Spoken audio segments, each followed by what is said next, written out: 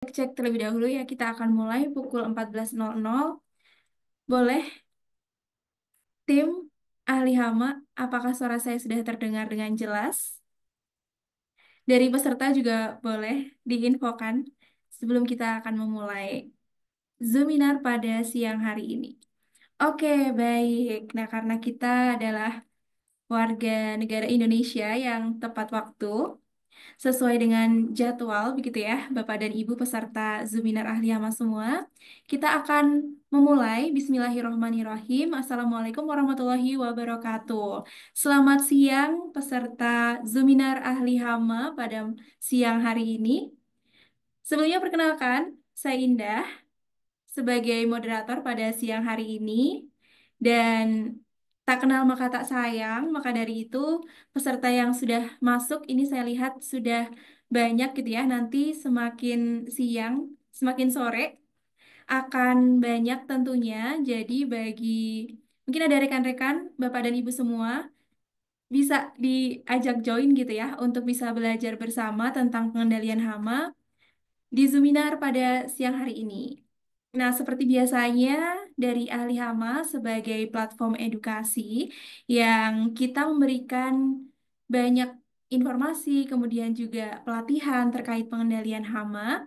Ini kita selalu berkomitmen begitu ya untuk bisa sharing informasi, baik itu di Zoominar, kemudian juga ada program-program training lainnya, kemudian untuk free kita ada di website, di grup kita selalu share begitu ya informasi terkait pengendalian hama. Dan pada siang hari ini kita akan membahas bersama dengan pest expert yaitu Dr. Lin tentang pengendalian hama di sektor bisnis, transportasi dan juga logistik. Jadi sesuai dengan judulnya yaitu Pest Management for Transportation and Logistic Industry. Baik, dari peserta ini sudah ada yang menuliskan begitu ya di kolom chat. Jelas terdengar dengan jelas Bapak Eko, Bapak Rian Febrian Sukojo. Nah, ini tadi saya sampaikan, tak kenal maka tak sayang. Jadi boleh dari peserta yang sudah hadir di sini, ini dari mana saja gitu ya. Mana nih yang paling jauh dari seluruh Indonesia biasanya kita ada gitu ya, dari Sabang sampai Merauke untuk peserta. Jadi kita eh, say hi dulu gitu ya. Untuk peserta yang hadir pada siang hari ini di Zoominar, ada dari mana saja ini industrinya Bapak dan Ibu peserta semua? Boleh. Jadi kita berinteraksinya lewat chat gitu ya. Dan nanti juga kita akan terbagi sesi materi, kemudian juga akan dilanjut ke sesi diskusi, studi kasus, dan juga tanya jawab. Baik. Nah, saya senang kalau misalkan ada yang berkenalan gitu ya. Yuk kita kenalan dulu sebelum nanti dari pemateri masuk gitu ya. Jadi nanti dari pemateri juga akan membaca biasanya siapa saja yang hadir. Nah, karena kita temanya adalah pengendalian hama di sektor transportasi dan juga logistik, mungkin ada dari Bapak Ibu peserta semuanya yang berasal dari industri transportasi gitu ya. Mungkin travel, kemudian bis, pesawat mungkin gitu ya. Lalu jasa logistik itu kan sangat berkaitan juga dengan hama karena nanti ada penyimpanan barang ataupun makanan yang tidak bisa dihindarkan dari hama. Oke, nah banyak nih yang menuliskan di kolom chat nih, saya senang sekali bisa berkenalan dengan Bapak Eko dari Jakarta. Boleh nanti saling kenalannya sambil dituliskan industrinya apa gitu ya, Bapak dan Ibu peserta semua. Oke, nah ini semakin sore, semakin banyak peserta yang hadir, semangatnya juga semakin tinggi gitu ya untuk bisa menerima materi. Mungkin ada yang bekerja, kemudian juga ada yang di tempat kopi gitu sambil gitu ya bisa belajar tentang pengendalian hama bersama dengan ahli hama platform edukasi untuk belajar pengendalian hama bagi pemilik bisnis di seluruh Indonesia. Oke, ada Bapak Haryanto dari Cirebon. Salam sehat semuanya, salam sehat. Kemudian Salsabila Afia dari Bandung. Oh ya sama, kita kebetulan di Bandung saat ini. Kemudian dari Pelalawan Riau. Oke, ini Nama Zoom-nya Oviando Francisco. Baik. Kemudian dari eh, Ibu Marta Juliana, saya dari industri jasa boga. Oke, ternyata ada juga yang dari industri jasa boga di Halmahera. Baik, tadi saya sampaikan ada dari Sabang sampai Merauke. Mana nih yang lebih jauh lagi ada? Oke, Bapak Imam dari Jakarta. Salam kenal. Kemudian dari Indotama Logistics. Oke, Marunda Center. Oke, ini sesuai dengan tema pada siang hari ini ya. Kemudian Bapak Rian Febrian, Industri AMDK di Wamena. Oke, jauh juga. Kemudian Bapak Ilham, Kemenhub Jakarta. Bapak Hendra dari Industri Coklat. Bapak Eko, Jakarta, ini industrinya jasa. Kalau boleh tahu jasa apa gitu, Pak. Kemudian Bapak Puguh Santoso dari Surabaya. Bapak Tommy dari Riau. Kemudian, nah ini unik ya, Ibu April dari industri ekspor kulit buaya, ular, luar biasa. Kemudian Bapak Muhammad Asrianto dari Kendari. Lalu ada Bapak Yusuf dari Kalimantan Tengah. Kemudian dari Serang, Bapak Rai Almas. Lalu ada dari Manado, Bapak Raymond. Dari Halmahera Tengah. Oke, oke. Oke, ayo kita mulai. Kita bisa kenalan, say hi gitu ya, supaya lebih kenal karena tadi tak kenal maka tak sayang sambil menunggu dari pemateri kita untuk bisa join gitu ya. Nah, untuk preview apa yang akan dipelajari gitu ya pada siang sampai sore hari ini yang insya Allah kita akan sampai kurang lebih sampai pukul 4 sore nanti bisa bergantung juga dengan materi serta pertanyaan ataupun diskusi dari peserta itu pukul 14 sampai 16.00. Tema yang akan dibawakan oleh PES Expert yakni PES Management in Transportation and Logistics Industry yang akan disampaikan oleh Ibu Dr. Srius Malinar, MSc MM. Kemudian di ahli hama selain kita ada Zoominar, kemudian juga ada e-book untuk memberikan edukasi bagi pemilik bisnis di seluruh Indonesia. Kita menyediakan training ini online yang akan diselenggarakan pada 11 sampai 12 Desember 2024 yaitu online training Integrated Pest Management Mastery bersama dengan pest expert yaitu Prof. Intan Ahmad PhD serta Ibu Dr. Yusmalinar MSc MM.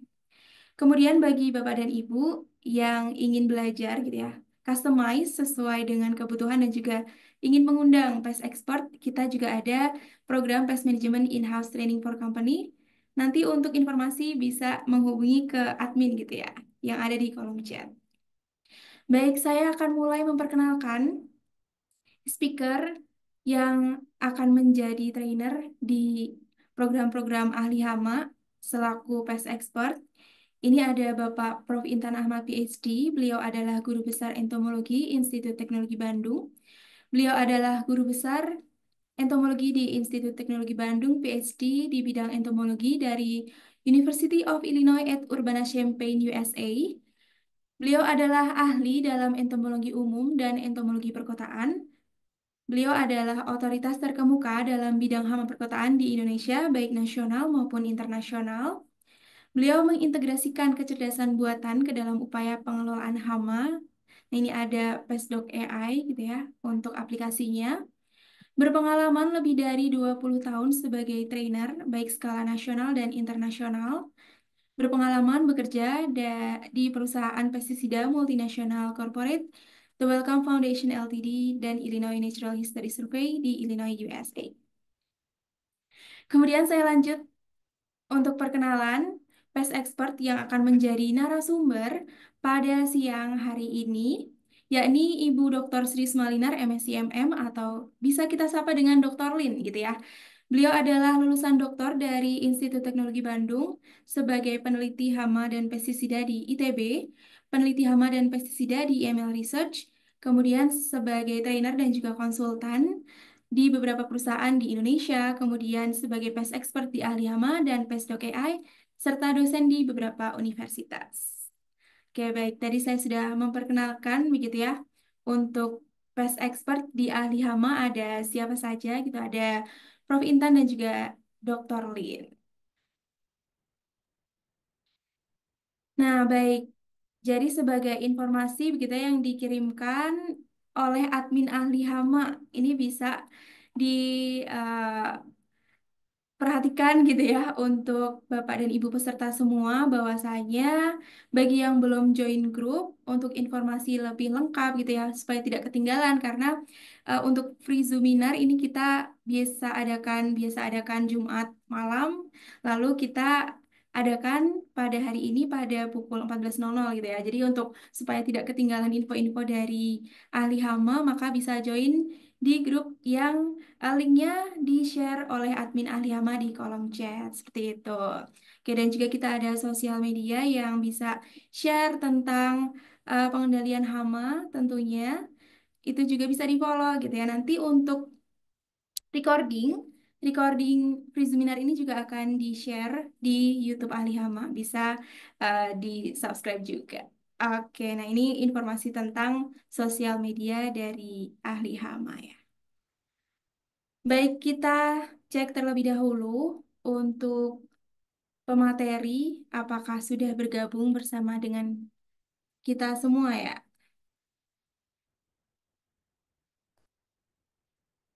Oke, cek-cek Dokter Lin, apakah sudah bersama dengan kita semua?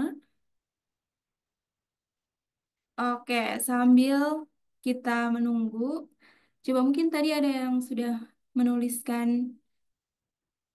absen, sudah menuliskan nama gitu ya, dan juga perkenalan.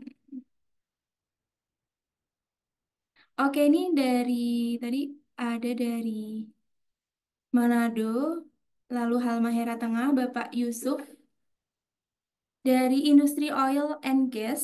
Oke, karena juga akan berkaitan juga ya untuk pengendalian hama ini di oil and gas company.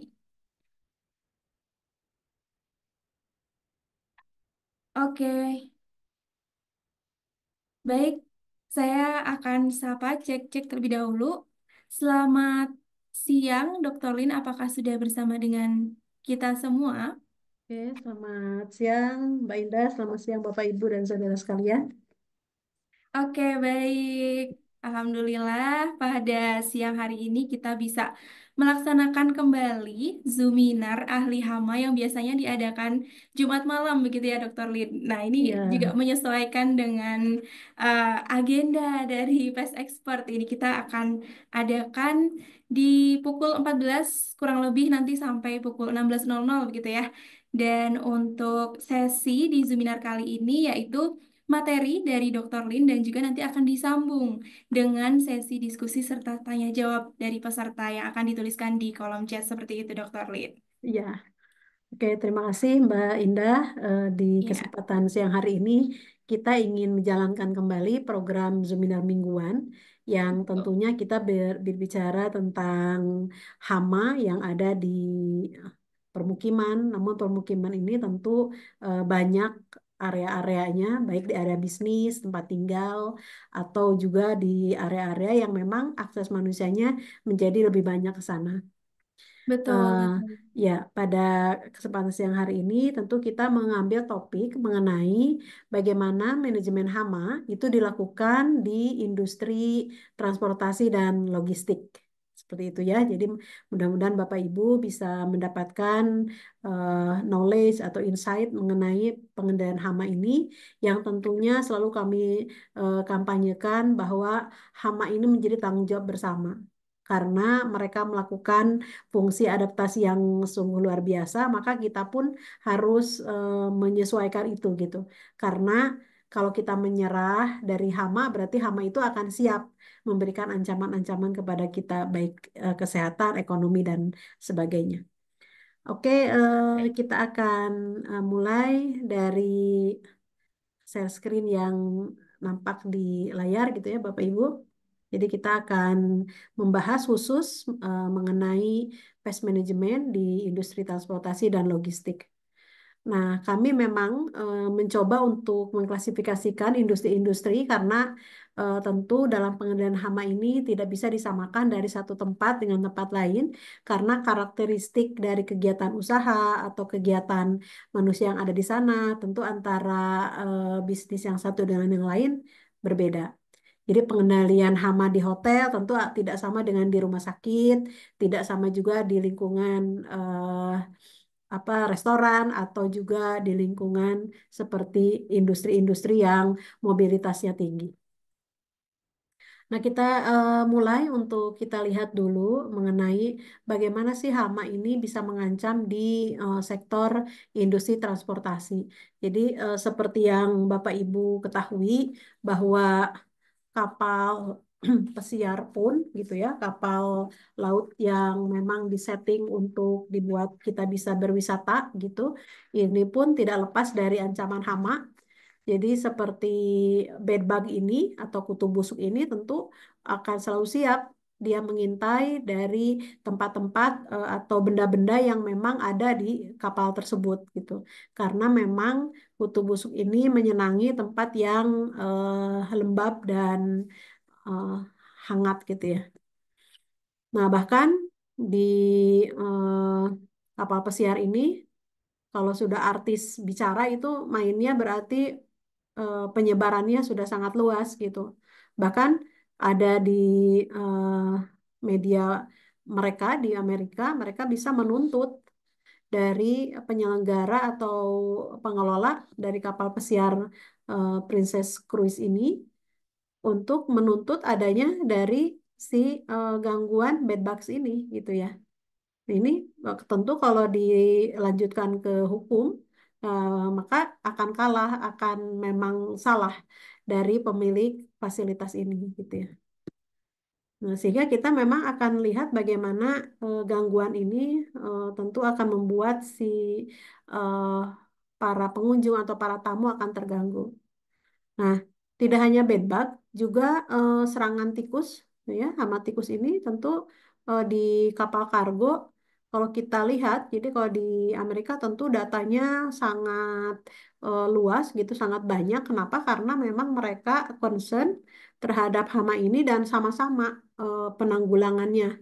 Jadi tidak hanya menjadi satu pihak saja, misalnya dari pihak pest control, melainkan semua para pemilik bisnis atau pemilik area ikut juga memikirkan bagaimana apabila terjadi serangan hama. Dan itu kalau dinominalkan ke dalam dolar itu sangat besar sekali. Bagaimana penanggulangan hama ini, hama tikus ini bisa merusak barang-barang yang diangkut dari si kapal tersebut. Nah, Bapak Ibu bisa bayangkan berapa kerugian secara ekonomi. Nah, demikian juga untuk di bis, transportasi bis, Bapak Ibu ya. Jadi kan kita melihatnya bisnya yang perjalanan malam atau memang bisa saja perjalanan setengah hari yang memang orang bisa melakukan aktivitas yang membuat si hama kutu busuk ini bisa nyaman berkembang tinggal di sana. Nah, kita akan lihat kenapa pengendalian hama di sektor transportasi dan logistik ini penting, gitu ya. Nah, tentu ada beberapa hal yang perlu kita eh, pertimbangkan.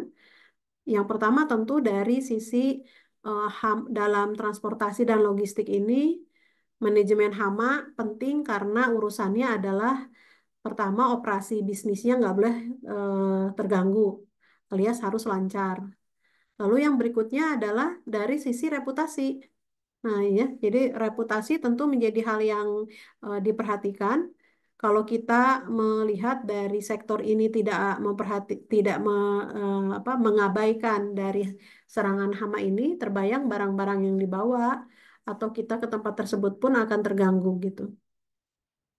Nah, di dalam sektor industri ini, risiko dari investasi hama tentu sangat meningkat. Kenapa? Karena terjadinya gerakan yang lebih cepat, pergerakan barang dari satu lingkungan ke lingkungan yang lain. Nah, ditambah kita akan melihat kondisi kalau transportasi, baik itu transportasi darat seperti bis, kereta, atau laut gitu ya Bapak Ibu, ataupun udara, tentu tantangannya lebih unik. Kenapa? Karena di situ ada manusia atau ada banyak penumpang, ruangnya terbatas, lalu akses keluar masuknya juga mudah, sehingga pengendalian hama di bisnis transportasi ini tidak mudah dilakukan. Artinya pemeliharaannya relatif lebih sulit. Seperti apa saja yang mengganggu di transportasi? Nah, tentu Bapak Ibu ada hama seperti kecoa dan tikus yang memang mereka cepat sekali menyebar dan mereka tuh masalahnya tersembunyi. Jadi mereka tidak akan jalan-jalan dengan leluasa gitu ya. Jadi kalau di ilustrasi gambar ini sebagai ilustrasi gitu, bahwa menunjukkan hama-hama itu bisa mengancam sektor transportasi. Namun untuk nature-nya atau perilakunya, mereka itu adalah tentu senang di area tersembunyi. Nah, sehingga tidak tidak mudah untuk pengendaliannya. Artinya biayanya pasti lebih mahal. Ada beberapa apa mebeler dari transportasi itu harus dibuka gitu ya. Dan tentu kalau urusannya penumpang, penumpang ya takut atau nggak nyaman bila penumpang tahu di situ ada hama misalnya sedang duduk di eh, mobil atau di transportasi tersebut tiba-tiba ada kecoa yang berjalan gitu ya. Nah, walaupun kita tahu bahwa kecoa itu nature-nya bersembunyi, jadi kalau dia keluar dari koloninya, artinya dia kekurangan makanan, jadi dia terpaksa untuk keluar. Nah, menandakan bahwa populasinya tinggi. Nah, artinya untuk pengendalian di sektor transportasi ini, kita masalahnya dihadapkan oleh penumpang yang ada di sana. Seperti itu. Nah, selanjutnya kita akan lihat bis, kereta, kapal laut yang pesawat terbang juga, gitu ya. Itu pasti diserang hama. Jadi tidak ada yang tidak yang aman dari serangan hama gitu. Jadi walaupun pesawat yang notabene merupakan transportasi yang masih relatif disebut mewah, itu bisa banyak laporan dari ada kecoa gitu ya Bapak Ibu. Nah, itu sangat memungkinkan.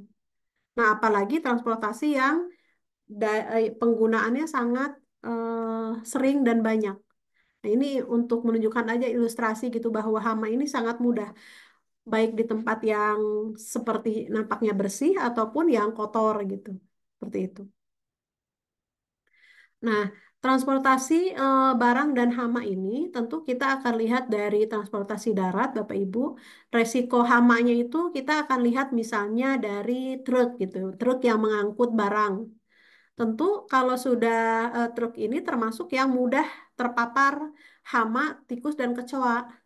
Kenapa? Karena dalam perjalanannya tentu truk ini akan ada saat di mana drivernya akan melakukan istirahat dulu atau parkir di area terbuka.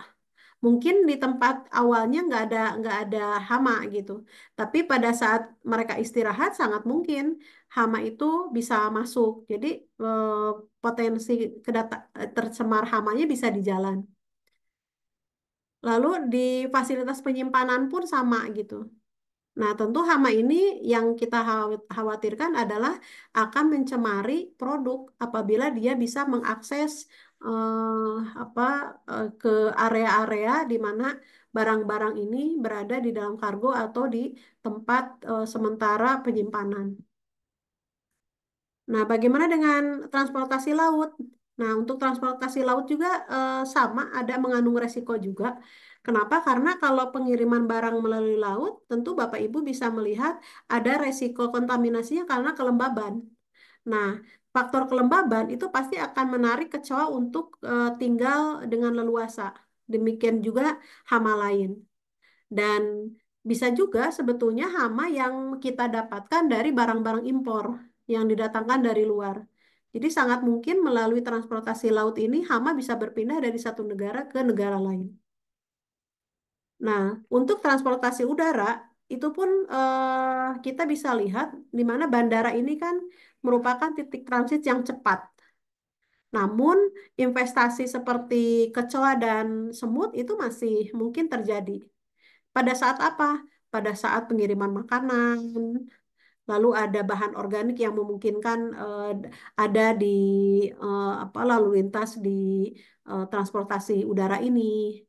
Karena memang ada penumpang dan ada barang yang dibawa.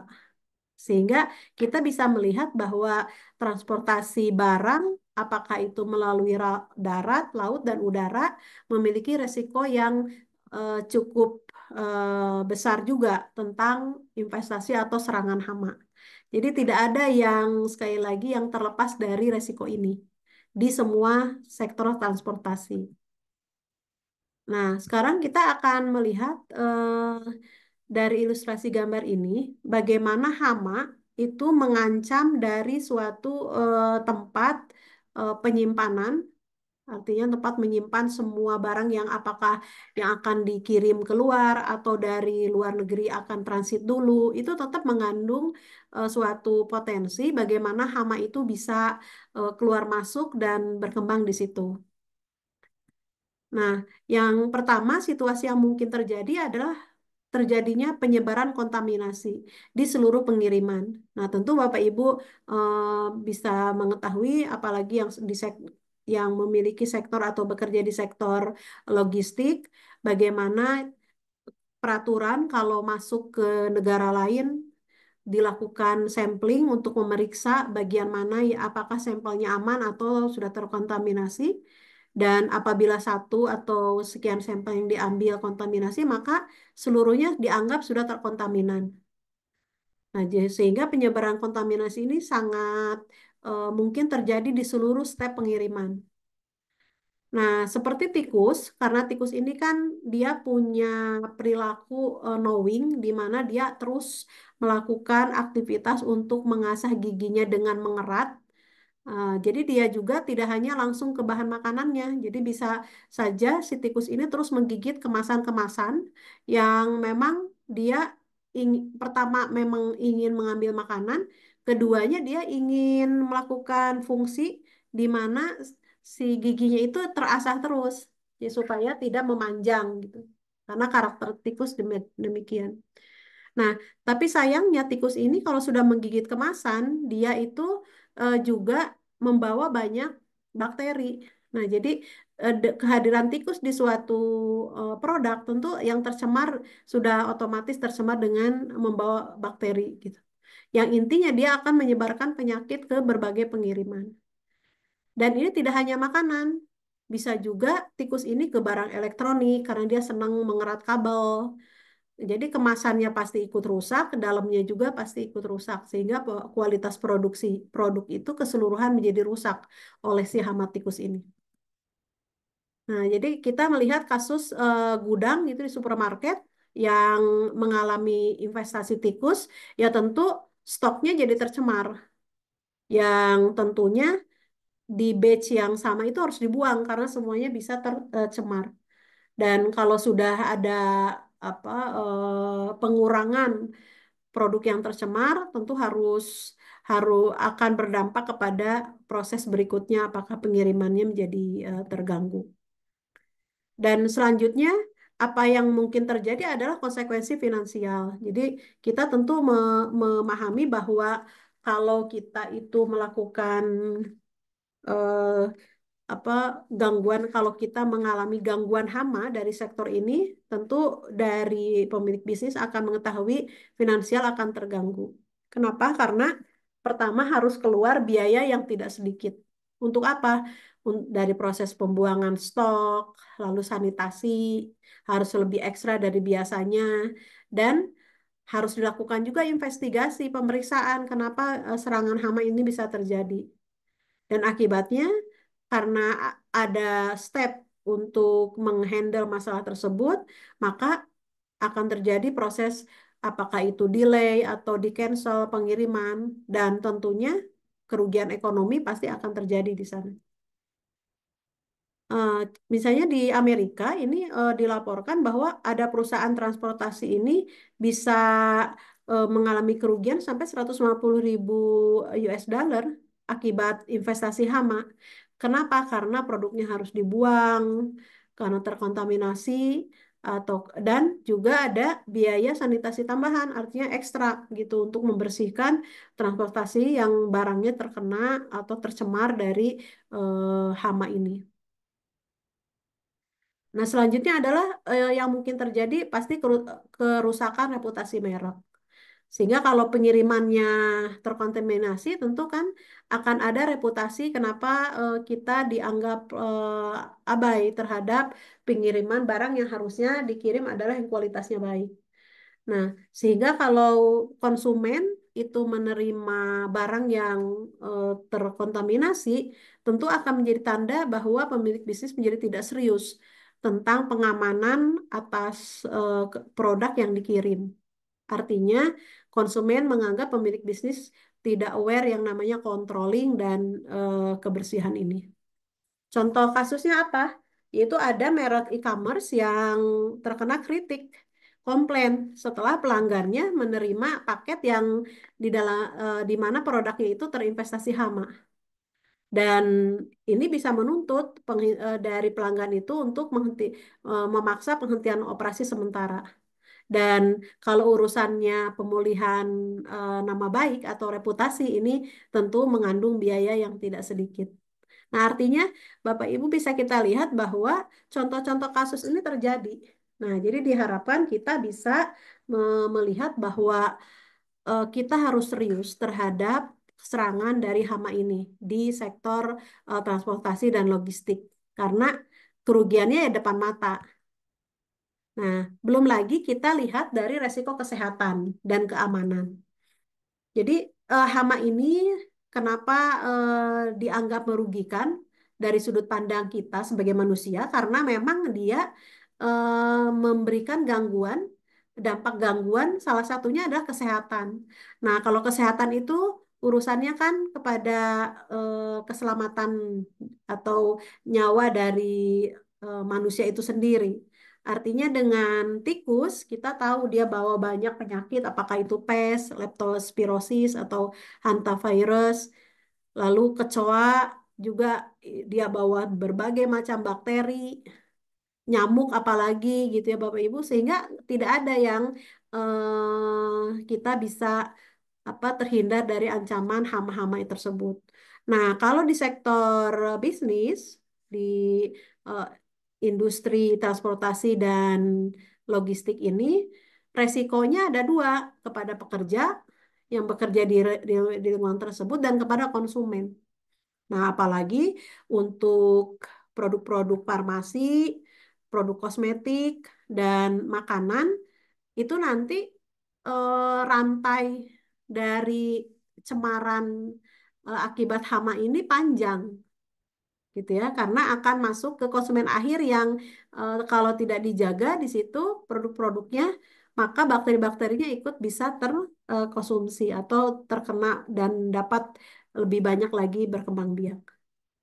Nah, jadi di sini contoh kasusnya ada distributor farmasi dia menemukan investasi atau serangan dari kecoa sehingga itu akan memicu produknya harus ditarik dan diawasi ketat oleh regulator. Nah, itu kita tidak bisa main-main memang apabila urusannya ada kecoa. Nah, apalagi di produk farmasi atau makanan ataupun kosmetik, eh, kecoa satu yang utuh saja itu tentu akan jadi bahaya besar. Bahkan menemukan kaki kecoa itu sudah termasuk terkontaminasi. Nah, artinya kita harus juga serius, terutama para pemilik bisnis, agar produknya terlindungi dari hama dan kontaminannya. Nah, kita breakdown lagi supaya lebih detail lagi, hama apa sih yang sering ditemukan di industri transportasi dan logistik ini. Nah, jadi kalau Bapak Ibu bisa melihat ilustrasi ini menunjukkan bahwa banyak sekali hama yang ditemukan tuh di sektor ini. Kita mulai dari tikus. Tikus hidup di mana? Adanya di mana? Dia bisa di gudangnya ada, lalu di kendaraan transportasinya, atau di kontainer yang isi barang. Dan mereka itu terus bergerak. Apakah itu dia menggerogoti kemasan, jadi rusak barangnya, dan juga dia bisa mengkontaminasi produk-produk di dalamnya. Lalu yang kedua adalah kecoa. Nah, jadi kecoa ini ada kecoa Jerman, kecoa Amerika. Itu dua-duanya punya potensi untuk juga mencemari dari industri ini. Karena si kecoa ini tentu kalau di eh, tempat logistik dia senang berlindung di area gelap, di gudang. Kalau di kendaraan itu di lapisan-lapisan tempat duduk gitu ya. Dan atau daerah lekukan atau cekungan, mereka biasanya senang di sana. Dan tentu dengan adanya kecoa, mereka bisa mengambil makanan karena makanannya ada suka juga makanan manusia dan tentu mereka akan mencemari makanan itu sendiri. Lalu yang ketiga semut dan lalat. Nah, semut dan lalat ini tentu dia tertariknya memang pada makanan dan bahan organik yang ada di penyimpanan. Nah, bagaimana kalau di kendaraan? Ya, di kendaraan juga sama.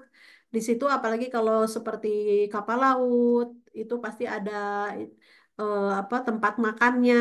Di pesawat juga ada orang menyiapkan makanan. Jadi sangat mungkin di apa semut atau lalat ini bisa ada. Dan sayangnya mereka keberadaan mereka itu identik dengan dia menyebarkan juga bakteri, gitu ya, Bapak Ibu. Nah, berarti potensi kerusakannya seperti apa? Nah, jadi kalau di contoh kasusnya, ya di pusat distribusi retail, itu kalau ada kecoa, tentu perlu penutupannya cukup lama untuk pembersihan. Dan mengakibatkan kerugiannya pasti besar karena penundaan pengiriman juga. Lalu yang kedua adalah jalur dari investasi si serangan hama. Misalnya, si tikus dapat masuk ke kendaraan truk yang diparkir di luar. Lalu setelah itu tikus ikut masuk juga lewat truk itu masuk ke kapal penumpang atau kargo. Artinya si tikus ini bisa bergerak lagi nih pindahnya. Nah, jadi dengan jalur itu kita bisa lihat hama itu bisa berpindah dengan mudah dari satu tempat ke tempat lain karena dari step-step pengiriman. Berpindah dari barang saat bongkar muat atau dia ada di sana gitu. Pada saat sementara dia akan berpindah dari kapal penumpang ke darat.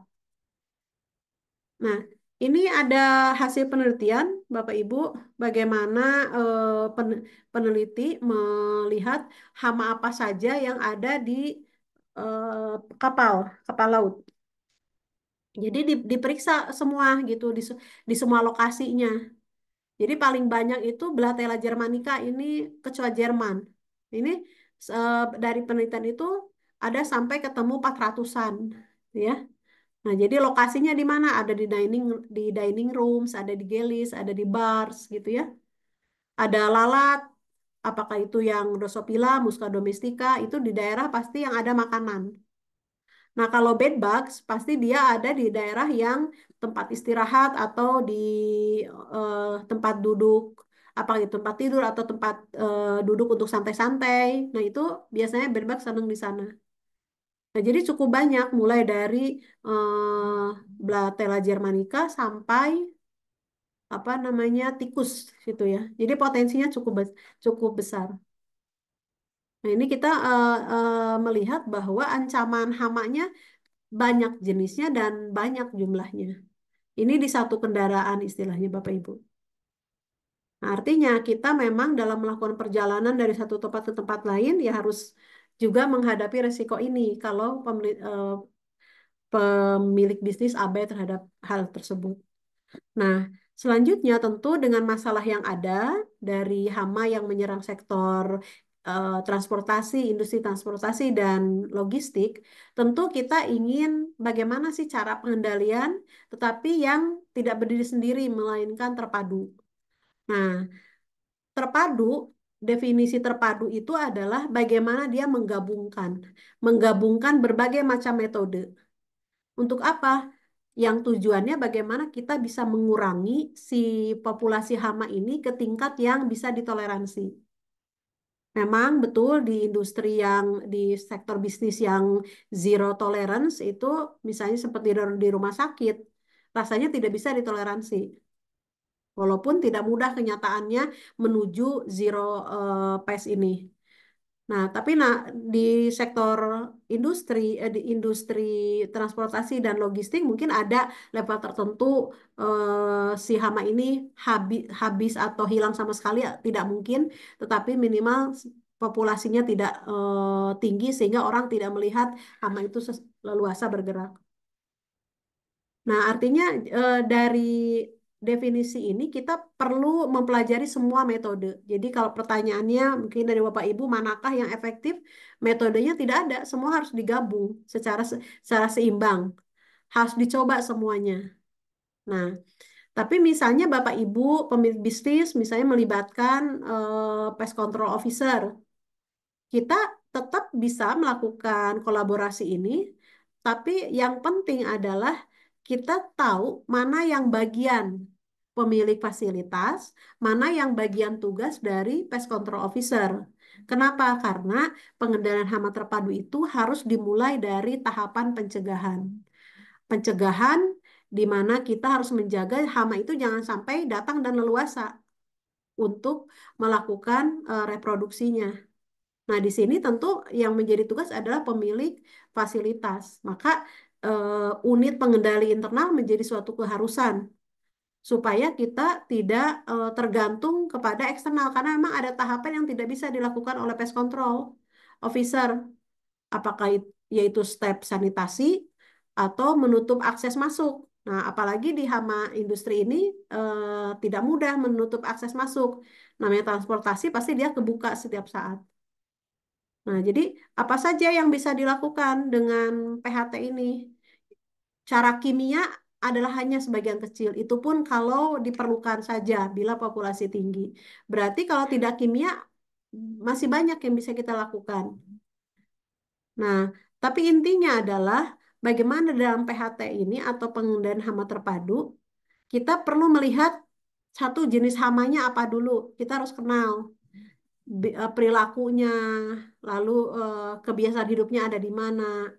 Dan kita tentu akan lihat lingkungannya antara pengendalian di tempat bisnis, perumahan, rumah sakit, hotel, bahkan di pengendalian hama di kapal pesiar tentu beda dengan di kargo. Tentu beda dengan di pesawat udara. Nah, itu memang pengendalian hama itu harus melihat jenis lingkungannya. Nah, namun kuncinya adalah bagaimana kita itu bisa melihat masalah akar masalahnya dulu untuk kita nanti merumuskan strategi pengendaliannya apa saja nih yang sesuai. Jadi jangan sampai kita reaktif langsung menggunakan pestisida yang tentunya itu tidak menjadi hal yang baik. Bahkan bisa memicu lebih banyak lagi. Nah, tentu apa yang perlu dikedepankan? Satu, perlu pemahaman tentang biologinya hama. Perilakunya dia seperti apa? Misalnya tadi tikus tuh senang mengerat. Berarti dia berpotensi bisa mengerat kabel-kabel. Kalau di suatu tempat atau di transportasi itu tikus tidak dikendalikan, dia pasti merusak ke sana karena perilakunya demikian. Lalu perlu pemahaman yang baik tentang apa lagi? Tentang ekologinya. Misalnya eh, tadi dari bedbugs. Bedbugs itu sangat sulit untuk dicari karena dia senang di lingkungan yang lembab dan hangat dan dia senang di daerah yang udah area dalam. Jadi kalau pakai pestisida dengan disemprot itu nggak apa nggak akan terlalu efektif di sana. Juga perlu pemahaman tentang pestisida karena pestisida itu judulnya pestisida berasal dari pes dan sida membunuh hama. Itu pun kita akan lihat karena pestisida itu ada yang memang dibuat dengan slow action, ada dengan fast action dan dua-duanya baik karena tergantung tujuannya. Nah, selain itu, perlu juga pemahaman cara kerjanya alat. Nah, ini sangat mungkin kita lakukan dan bisa dilakukan oleh unit internal dengan metode yang lebih sederhana dan tentu pest control harus yang lebih expand. karena situasinya menjadi lebih kompleks harus diselesaikan. Nah, tetapi yang penting dibungkus dengan bagaimana kemampuan komunikasi. Apa hubungannya komunikasi dalam pengendalian? Adalah bagaimana setiap pihak bisa melakukan kontribusi untuk pengendalian hama ini. Karena kita harus jaga dari mulai hama itu mau masuk, kita cegah sampai nanti bagaimana melakukan monitoring. Nah, sekarang kita akan lihat lebih dalam lagi pengendalian hama terpadu. Yang pertama adalah unit manajemen hama internal. Nah, ini kami perlu informasikan bahwa pengendalian hama ini sekali lagi tanggung jawab bersama, apalagi di sektor bisnis, apalagi di transportasi, di mana setiap saat mobil ini bergerak, dan di logistik, semua barang baru masuk, barang lama harus keluar. Tentu kalau bergantung secara full kepada eksternal itu tidak mudah, bahkan akan berbiaya cukup tinggi dan tidak efektif juga. Kenapa? Karena respon cepat hanya bisa dilakukan oleh tim internal karena bekerja di tempat tersebut. Nah, untuk manajemen hama internal ini sebetulnya kita semacam membuat tim khusus. Tim khusus untuk apa? Yang job desk-nya dia untuk pengendalian hama. Jadi kita bisa buat leadernya yang nanti bertanggung jawab nih, bagaimana membentuk timnya untuk mengelola dan memberikan respon yang cepat terhadap investasi hama itu. Sehingga tidak nunggu-nunggu, tidak tidak sampai si hama itu berkembang dengan banyak, karena tim ini akan bertanggung jawab secara reguler memeriksa, melakukan inspeksi. Nah, apa saja yang bisa dilakukan oleh tim manajemen hama internal? Satu, pencegahan.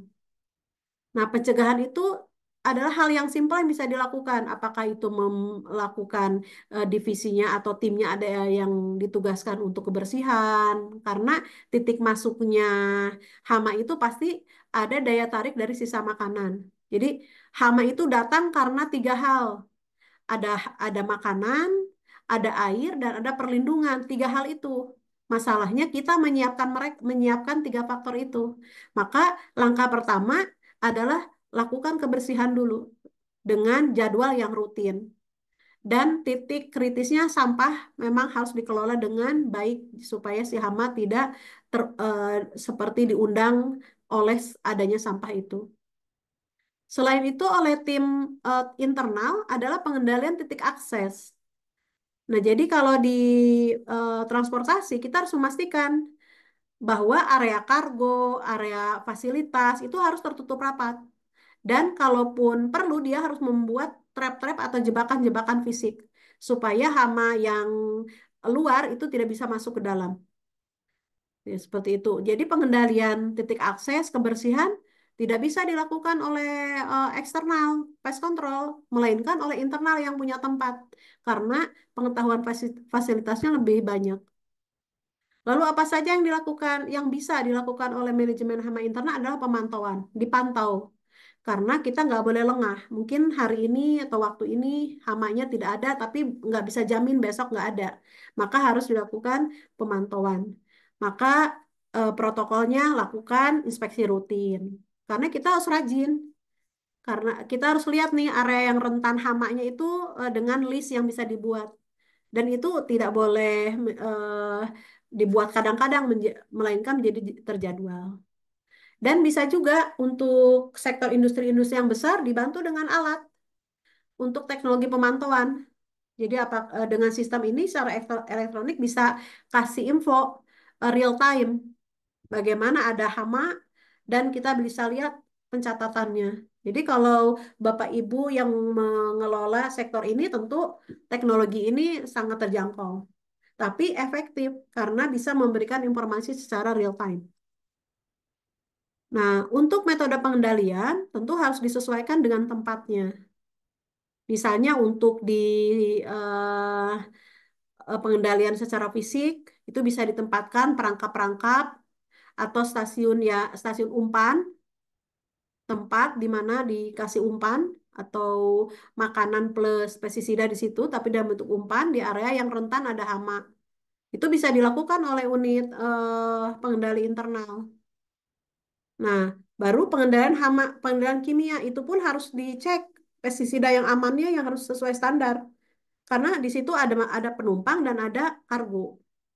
Jadi kita harus melihat kondisi tersebut.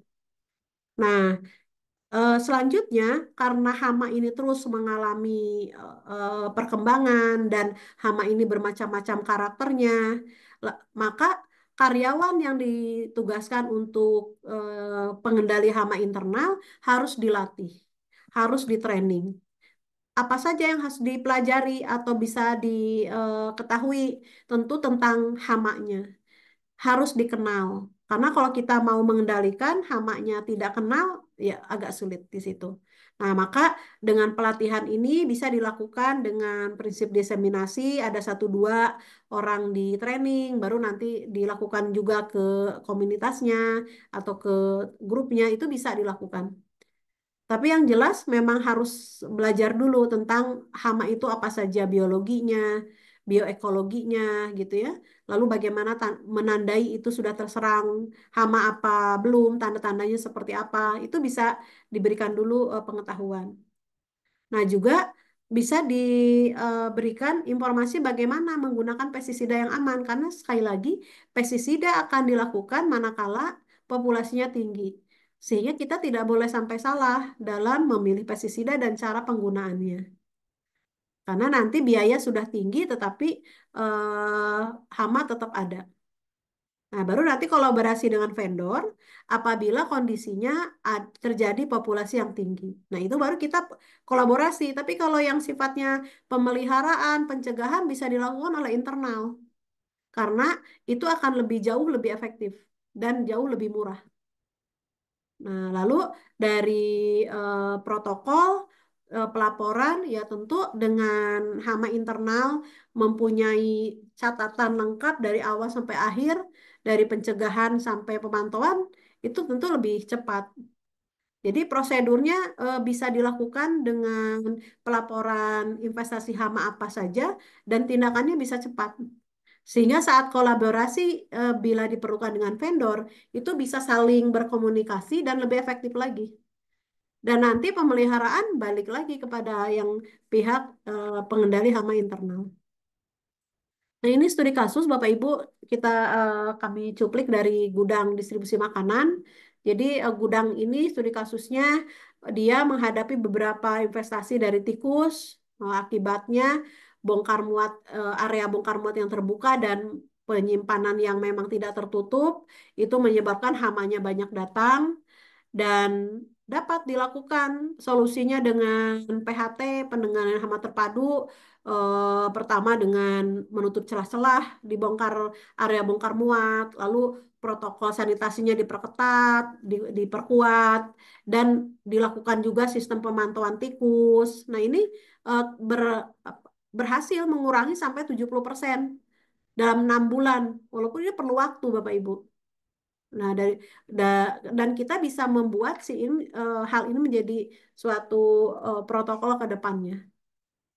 Inti utamanya adalah bagaimana langkah-langkah pencegahan sebetulnya kalau kita lihat dan pemantauan yang konsisten. Ini harus dilakukan. Kenapa? Karena kita ingin meminimalkan masalah hama. Mengapa? Karena di sektor logistik kita tahu bahwa perputaran barangnya tinggi.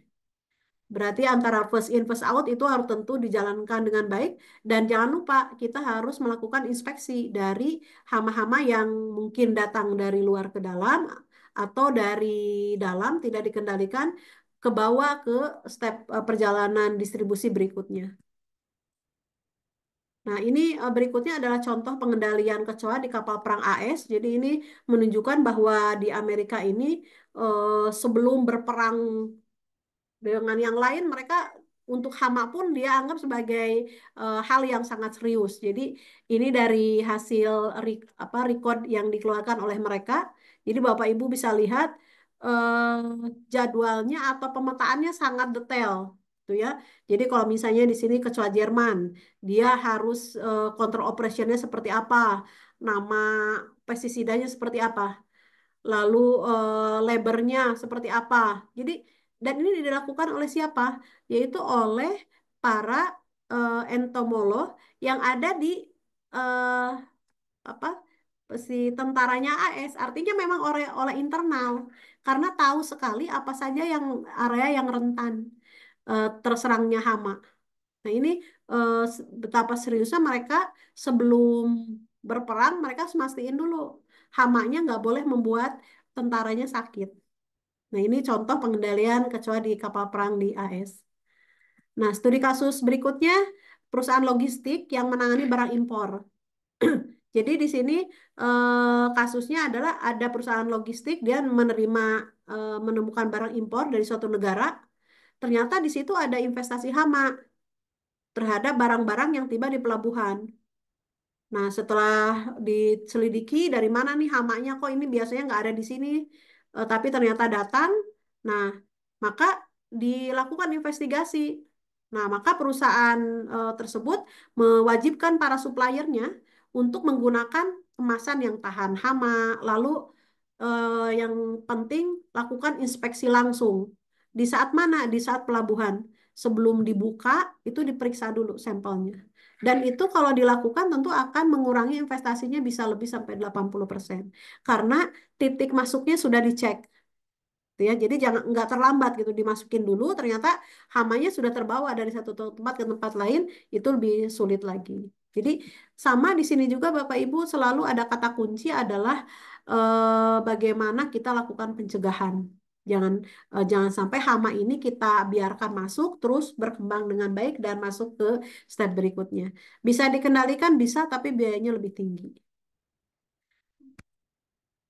Nah, jadi ini yang perlu kami sampaikan bahwa ilustrasi ini menunjukkan bahwa proses logistik di kapal kargo di pelabuhan tentu akan ber, berdampak juga kita harus cek kontainernya harus dibongkar, inspeksi hamanya juga harus dilihat dan semua tahapan apakah itu supplier, apa itu konsumen kita harus lihat rantainya supaya si hama ini tidak pindah dari suatu tempat ke tempat lain. Nah, selanjutnya kepatuhan dan regulasi tentu ini menjadi hal yang penting bagi para pemilik bisnis. Apabila ada regulasi yang tidak dipatuhi, imbasnya pasti kepada kelancaran dari bisnis itu sendiri.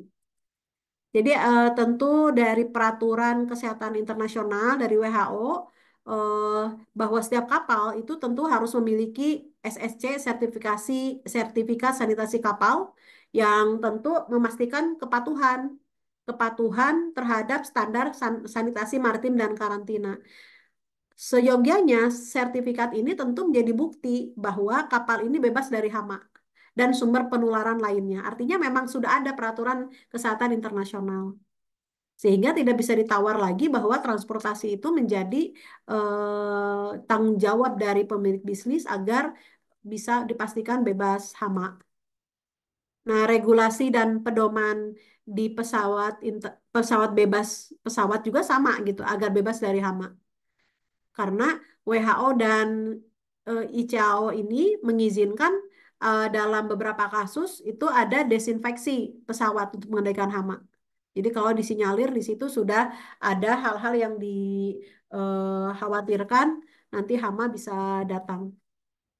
Nah, standar industri juga sama. Jadi ada standar internasional seperti ISPM 15 itu untuk bahan kemasan kayu itu memastikan harus melakukan fumigasi terhadap palet kayu untuk apa? Untuk mencegah hama.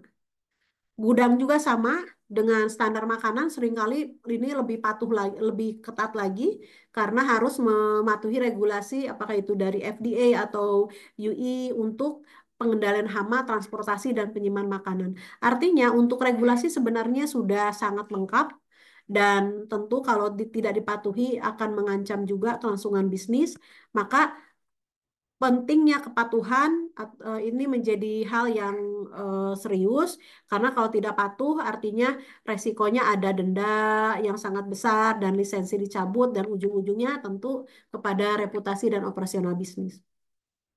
Nah, ini sejalan bahwa pengendalian hama ini sama dengan kita mematuhi regulasi-regulasi yang ada. Nah, kesimpulannya Bapak Ibu, karena hama ini mencakup semua moda transportasi, apakah itu darat, laut, dan udara, dan berdampak pada penumpang serta barang, nah tentu sangat penting pengendalian hama ini. Sehingga tanggung jawab ini bisa dibangun oleh unit pengendali internal dan bila diperlukan bisa kolaborasi dengan pest control eksternal. Supaya apa? Supaya tadi barangnya terlindungi, operasinya, operasi bisnis bisa jalan dengan lancar, penumpangnya aman, merasa nyaman, dan ujung-ujungnya reputasi bisnis bisa dipertahankan. Apabila diabaikan, tentu resiko hama ini ujung-ujungnya ada kontaminasi, ada penundaan pengiriman barang, dan masalah kepatuhan yang tentunya akan merugikan dari bisnis itu.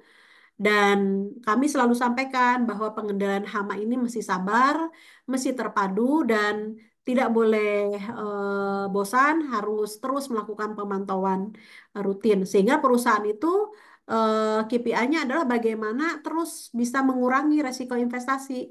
Sehingga standar keselamatan dan kepercayaan pelanggannya bisa terus diperkuat. Nah, mungkin itu Bapak Ibu untuk materi kita Zoominar di minggu kedua bulan November ini.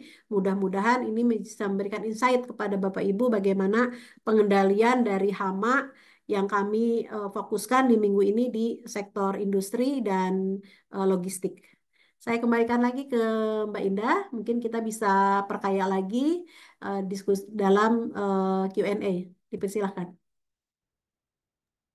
Oke, baik.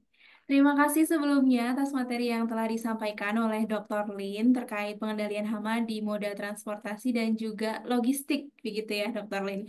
Ya, Hal yang bisa tadi disimpulkan gitu bahwasanya untuk hama ini bisa berada di moda transportasi darat, laut, bahkan udara yang kita pikir tidak ada hama gitu di pesawat, tapi ternyata ada yang viral ini, ada kecoa di ya, dalam pesawat terbang gitu. Itu artinya betul. sebetulnya tadi investasinya ada di darat, lalu masuk di bawah bisa lewat penumpang, kemudian memang tidak dijaga sanitasinya di dalam moda transportasi tersebut seperti itu ya. Ya, Oke, betul. Nah, itu sebabnya kenapa hama itu banyak di berbagai negara. Bisa iya, jadi penyebarannya memang lewat transportasi. Hama itu bisa ada di berbagai tempat di belahan dunia gitu ya. Bahkan kita iya, juga di Indonesia dapatnya kecoa Jerman. Nah, itu bisa jadi peneliti dari Jerman menamai gitu ya iya. kecoanya dan sekarang bisa kemana-mana. Bisa lewat apa? Tentu nggak mungkin terbang, tapi lewat em, apa media transportasi itu. Begitu ya Mbak Indah? Baik, betul. Dan hama pun tidak perlu paspor begitu ya untuk bisa berpindah ke negara Betul, lain. Oke. betul. Baik, nah tadi kita sudah menyimak materi dari Dr. Lin dan sekarang untuk sesi kedua kita buka ya, saya sudah buka kolom chatnya gitu untuk Bapak dan Ibu peserta semua yang ingin memberikan pertanyaan kepada Dr. Lin terkait hama yang terjadi gitu ya, mungkin di bisnis Bapak Ibu semua, kemudian ada yang bisnisnya tadi di moda logistik gitu ya, logistik, kemudian ada juga yang dari oil and gas, karena di setiap industri ini sebetulnya juga memiliki ini ya, armada gitu untuk Yes. bisa uh, menyambungkan gitu. Tadi ada di industri pangan tentunya gitu, ada untuk lalu lintas produk seperti itu. Tentu ada di semua industri, tidak hanya mungkin Ya, travel, kemudian bis, betul. pesawat dan lain sebagainya seperti itu. Baik, Dr. Lin, sambil menunggu kita akan batasi di 10 pertanyaan terlebih dahulu ya. Nih ada. Nanti kita tunggu ada pertanyaan 5 gitu ya. Kita akan sedikit bahas tentang untuk pelatihan gitu ya di ahli hama, Dr. Lin, kita tadi saya sudah sampaikan bahwasanya akan ada Integrated Pest Management Mastery di akhir tahun ini gitu ya untuk bisa meningkatkan knowledge bagi Bapak Ibu pemilik bisnis semua gitu ya. Nah, boleh disampaikan seberapa penting mungkin bagi pemilik bisnis ataupun timnya untuk dikirimkan gitu untuk bisa menambah knowledge karena tadi disampaikan bahwasanya apabila tidak dibekali knowledge yang baik, yang cukup, maka justru nanti akan membuat adanya investasi hama di suatu bisnis gitu ya. Dan sekarang kita sedang bahas tentang industri logistik dan juga transportasi. Ya, betul. Nah, jadi memang hama, pengendalian hama di transportasi ini yang tidak mudah karena pergerakan dari satu tempat ke tempat lain, misalnya hama di satu yang ada di kendaraan transportasi di awal sudah bisa dicegah, tapi transportasi itu pasti ada transitnya. Nah, di situ potensi hama datangnya bisa ada lagi karena kita membawa faktor penarik. Jadi hama yang tadi disampaikan ada hama karena faktor makanan, faktor air, dan faktor tempat perlindungan. Dan di sektor transportasi dan logistik menyediakan semua. Tidak bisa dihindarkan tiga faktor ini. Nah, itu Mbak Indah tantangannya. Nah, nanti dalam dalam pelatihan tentu akan diberikan pengetahuan mengenai biologi hamanya dulu. Karena kita harus kenal dulu bagaimana hama ini bisa kita ketahui karakter-karakternya, perilaku-perilakunya. Mungkin seperti itu ya, Mbak Indah. Oke, baik. Dan tadi di slide juga disampaikan begitu ya, bahwa penting untuk memiliki pest manajemen internal. Nah, mungkin ada beberapa begitu ya, Dokter Lin yang sudah memiliki pest manajemen internal, tapi juga masih ada yang belum ada. Padahal itu sangat penting gitu ya untuk efisiensi. Jika nanti ada serangan hama dan juga untuk pencegahan itu mereka sudah standby di tempat bisnis. Nah, itu apakah bisa gitu ya bagi seseorang yang belum memiliki background tentang hama ataupun pengendalian hama itu eh, mengikuti pelatihan training yang semacam diadakan oleh ahli hama. Ya, jadi untuk kita bisa membentuk tim pengendali internal, memang kita perlu bekali dulu mengenai pengetahuan dan skillnya yang dasar. Dan kita mengetahui bahwa nanti kita harus terus mempelajari dari waktu ke waktu. Tapi dari basicnya mendapatkan knowledge dan skill yang sudah kita bungkus dalam kurikulum yang sudah dikemas sedemikian rupa sehingga mudah dicerna, walaupun bukan dari biologis atau entomologis, itu bisa dipahami dengan baik karena kita pasti akan mencoba untuk mana saja yang pendekatannya bisa lebih mudah. Tapi intinya adalah komitmen, komitmen belajar terus-menerus untuk menambah ya, pengetahuan mengenai hama ini. Jadi bagi Bapak Ibu yang bergerak di bidang pest control pun tentu tidak bisa mengklaim bahwa sudah bisa semua, sudah tidak perlu lagi belajar. Kenapa? Karena hama itu terus mengalami suatu adaptasi yang luar biasa dengan resistensinya. Mereka lebih pintar, lebih jago lagi dalam menghadapi berbagai jenis pestisida. Nah, baru teknologi-teknologi pun semakin maju sehingga untuk pest control officer yang profesinya pengendali hama saja harus terus belajar, apalagi yang tim internal. Jadi tim internal artinya kalau sudah ada komitmen ingin mempunyai tim di dalam perusahaan tersebut guna memberikan respon yang cepat, bisa untuk mempelajari dalam waktu yang tidak lama. Nah, di ahli hama kami menyuguhi banyak informasi mengenai hama itu. Nah, tentu dalam bahasan-bahasan itu perlu mendapatkan diskusi atau studi kasus. Nah, kami buatkan program yang sudah dirancang oleh ahli hama ini. Iya.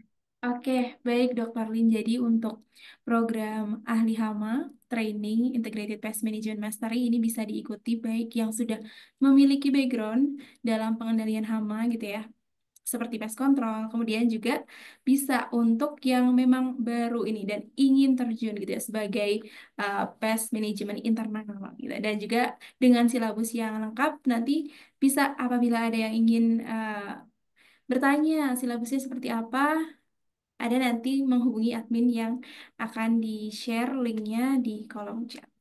Baik, kita sudah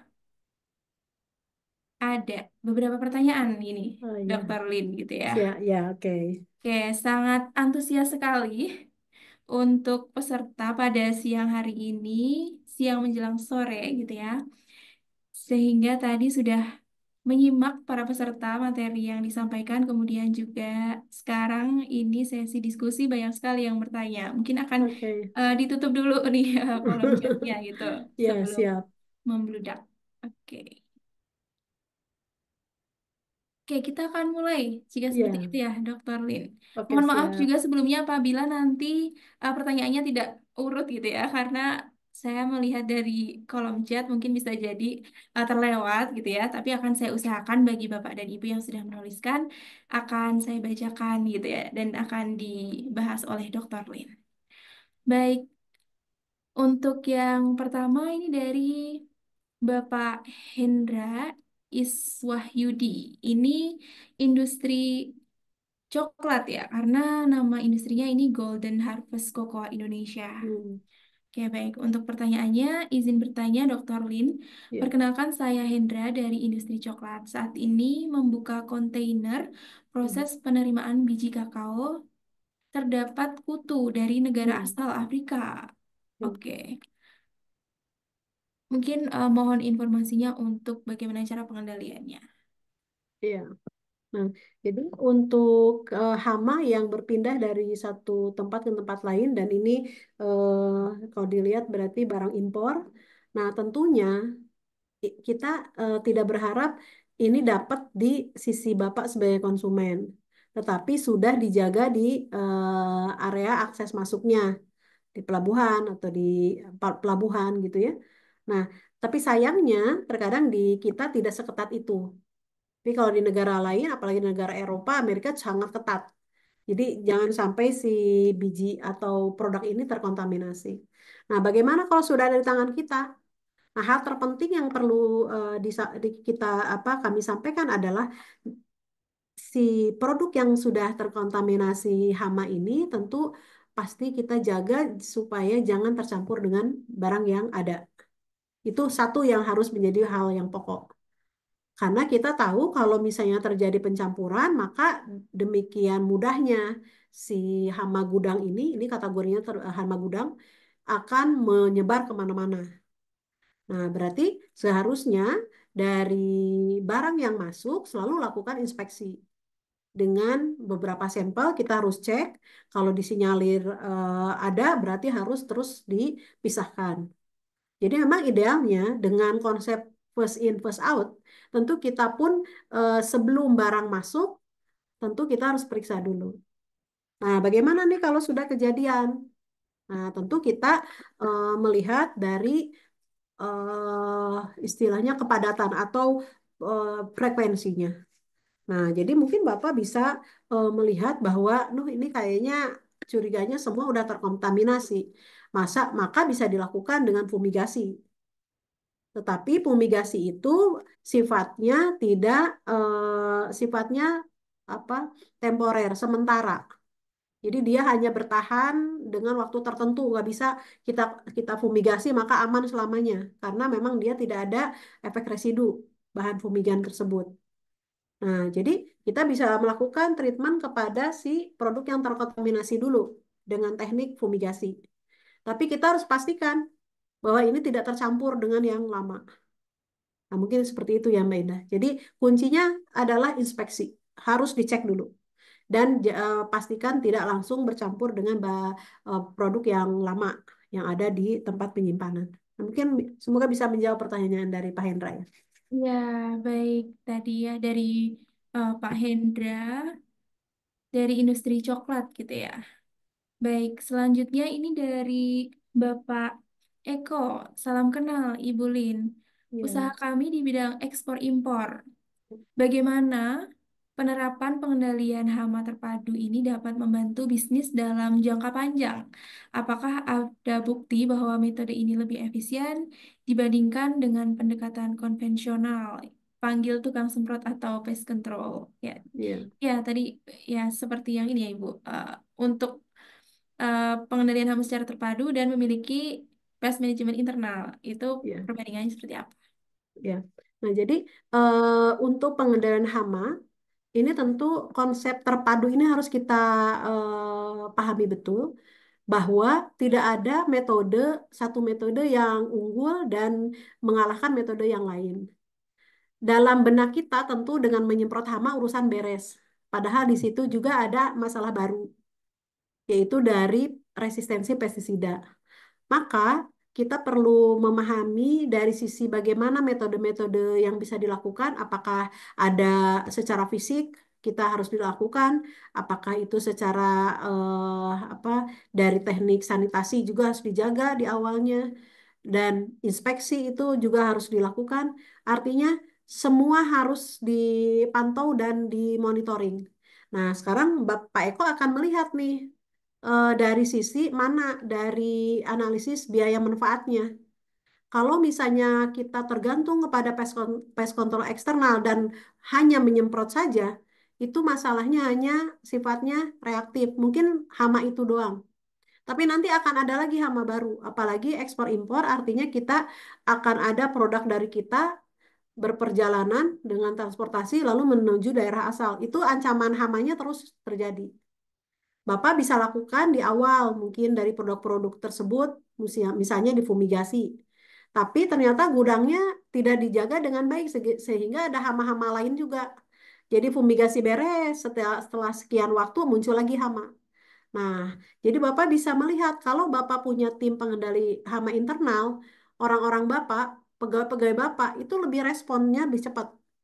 Jadi nggak harus panggil eksternal terus. Itu sangat boros. Nah, jadi kalau misalnya sudah ada pengendali internal, Bapak bisa melakukan protokol dari mulai pencegahan, dilihat lingkungannya dulu, lingkungan apakah itu gudangnya, apakah itu kendaraannya, ada inspeksi rutin, sanitasinya bisa diperkuat di situ, dan titik akses yang penting kita harus lihat nih mana kira-kira nih bisa masuk hamanya. Dan itu bisa dilakukan oleh tim pengendali internal perusahaan Bapak. Nah, baru nanti kita akan lihat kalau penerapan manajemen gudang antara barang masuk yang harus diinfeksi, barang keluar. Jadi kita harus punya protokol yang ketat dari satu step ke step lain. Dengan siapa yang melakukan tim pengendali internal Bapak yang bisa dibentuk dari karyawan-karyawan yang ada. Sehingga mereka bertanggung jawab juga bahwa hama itu jangan sampai dibiarkan masuk, apalagi dibiarkan berkembang biak secara leluasa. Dan semua stepnya tentu ada QC-nya. Dilihat yang kemungkinan rentan terserang hama di step mana lagi, Bapak Ibu. Nah, jadi mungkin kita bisa melihat bahwa di negara-negara luar sudah mulai perusahaan-perusahaan itu memiliki tim pengendali internal karena itu yang paling cepat bergerak dan paling tahu kondisinya. Nah, bila populasinya tinggi, nah tentu dengan vendor. Misalnya Bapak melakukan fumigasi tidak bisa dengan internal karena bahannya sangat beracun. Itu bisa dengan vendor dari pest control eksternal yang bersertifikat karena memang fumigasi itu ketat secara aturan. Ketatnya karena sangat berbahaya.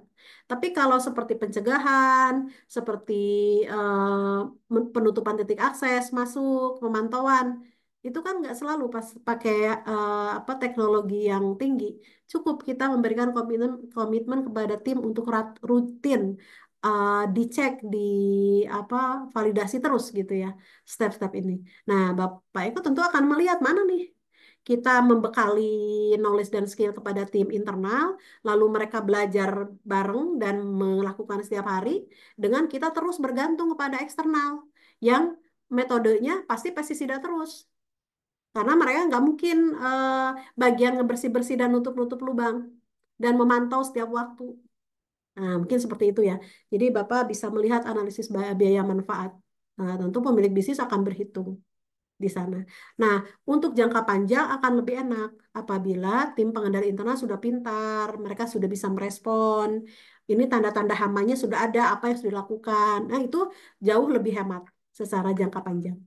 Nah, semoga bisa menjawab ya Mbak Indah pertanyaan dari Pak Eko. Terima Oke, kasih. baik. Jadi itu jawaban ya untuk pertanyaan mana yang lebih efektif gitu. Tentu saja tadi ada kelebihan dan kekurangan masing-masing seperti itu ya. Untuk yang konvensional semprot saja itu tidak bisa seperti itu gitu. Harus secara terpadu atau integrated gitu.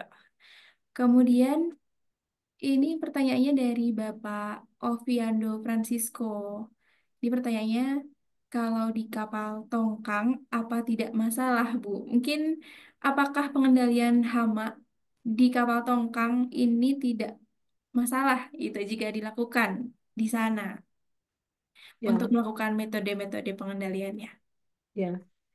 Jadi pengendalian hama itu tentu kita lakukan dari proses awal tentunya sebelum sebelum apa barang itu ada di kontainer di kapal tersebut gitu ya. Tetapi kita kan harus misalnya kita sudah nih Bu sudah dilakukan dari awal, tapi di saat barang ada di kapal tongkang tuh apa yang kita lakukan gitu bisa enggak? Nah, tentu dari eh, apa divisi yang kita atur atau yang kita berikan tugas bagaimana pemantauan itu sesungguhnya bisa dilakukan. Karena pemantauan dan inspeksi itu kita bisa lihat kira-kira dari barang yang ada di kontainer ini mana nih yang bisa kita cegah supaya jangan sampai saat di perjalanan ini terkontaminasi. Nah, gitu seperti itu. Jadi tahapannya itu memang tidak tidak dalam satu step di kapal itu. Nah, nanti kita akan lihat nih kemungkinan nggak ada nih akses bisa masuk. Kita udah yakin aman. Nah, nanti kita akan lihat ke step berikutnya. Nah, yang rentan pasti saat bongkar muat. Itu pasti rentan karena akan ada lagi akses yang terbuka. Nah, jadi mungkin dari Pak Oviando bisa membuat protokol. Kalau saat di perjalanan, saat di kapal tongkang itu barang mesti diapain ya tentu harus dilihat nih. Kemungkinan apakah ada akses yang terbuka atau seperti apa gitu. Jadi jadi intinya adalah jaga itu hama jangan sampai dibiarkan masuk apalagi berkembang biak. Intinya kan seperti itu supaya hama itu kan pasti ada siklus hidupnya. Misalnya seperti lalat itu siklus hidupnya perlu 14 hari. Nah, artinya nggak akan langsung simsalabim di situ ada tiba-tiba ada eh, apa lalatnya. Pasti sebelumnya udah ada itu dari larva yang mungkin ada di dalam. Nah, artinya intinya adalah bagaimana Pak Alfiando bisa berdiskusi dengan tim, bisa eh, sharing mana aja nih yang harus dibuat protokolnya untuk inspeksi, untuk pemantauan atau monitoring. Sambil kita cek nih di awal udah betul tuh sudah aman nggak nih produknya yang masuk ke kontainer. Jangan-jangan dari awal emang sudah bawa hama. Mungkin masih dalam fase telur atau larva. Nah, mungkin seperti itu ya Mbak Indah. Semoga bisa menjawab pertanyaan yang disampaikan. Baik, terima kasih. Nah, dari kapal tongkang kita beralih ke industri jasa boga. Semoga ya. Pertanyaan dari Ibu Marta Juliana. Ini ingin bertanya untuk industri jasa boga, jika ditemukan populasi hama yang tinggi, treatment apa yang disarankan? Mengingat untuk jasa boga, poisoning tidak Iya, dianjurkan atau poisoning yang aman untuk diaplikasikan di jasa boga, adakah gitu? Nah, iya, penggunaan pestisida mungkin yang dimaksud iya. gitu ya. Mm. Seperti itu. Ya, jadi Ibu Marta memang untuk bisnis yang terkait dengan jasa boga ini sangat rentan. Bahkan pest control eksternal yang di hire pun pasti akan kesulitan. Metode apa yang bisa dilakukan? Maka pada saat di sektor bisnis makanan ini tentu peran internal menjadi sangat penting. Jangan sampai hama itu ada di makanan atau produk yang dikelola di bisnis itu. Itu poin yang pertama yang seharusnya untuk harus dijaga. Nah, mungkin karena ada kelalaian di awal, maka tiba-tiba nih hamanya ada nih di makanan. Mesti diapain? Pestisida nggak boleh karena pasti akan ada kontaminasi, tapi ini mesti diapakan? Nah, tentu kita pasti bicaranya adalah hindari tindakan reaktif. Artinya kita jangan sampai baru bergerak manakala hamanya sudah banyak. Itu pasti merepotkan karena pasti ada biaya tinggi. Karena kalau seperti ini, ibu pasti harus mempertimbangkan, menimbang-nimbang. Kalau produknya sudah rusak, pasti harus diafkir, harus dibuang, nggak bisa diselamatin. Nah, tapi kalau masih bisa diselamatkan, tentu harus disisir dulu. Mana yang kira-kira masih bisa, yang tidak bisa diapa-apain lagi, mana yang masih bisa. Nah, tentu itu perlu waktu. Dan disitulah kerugiannya. Bagaimana kita akan bila bergerak, manakala populasi hama sudah ada.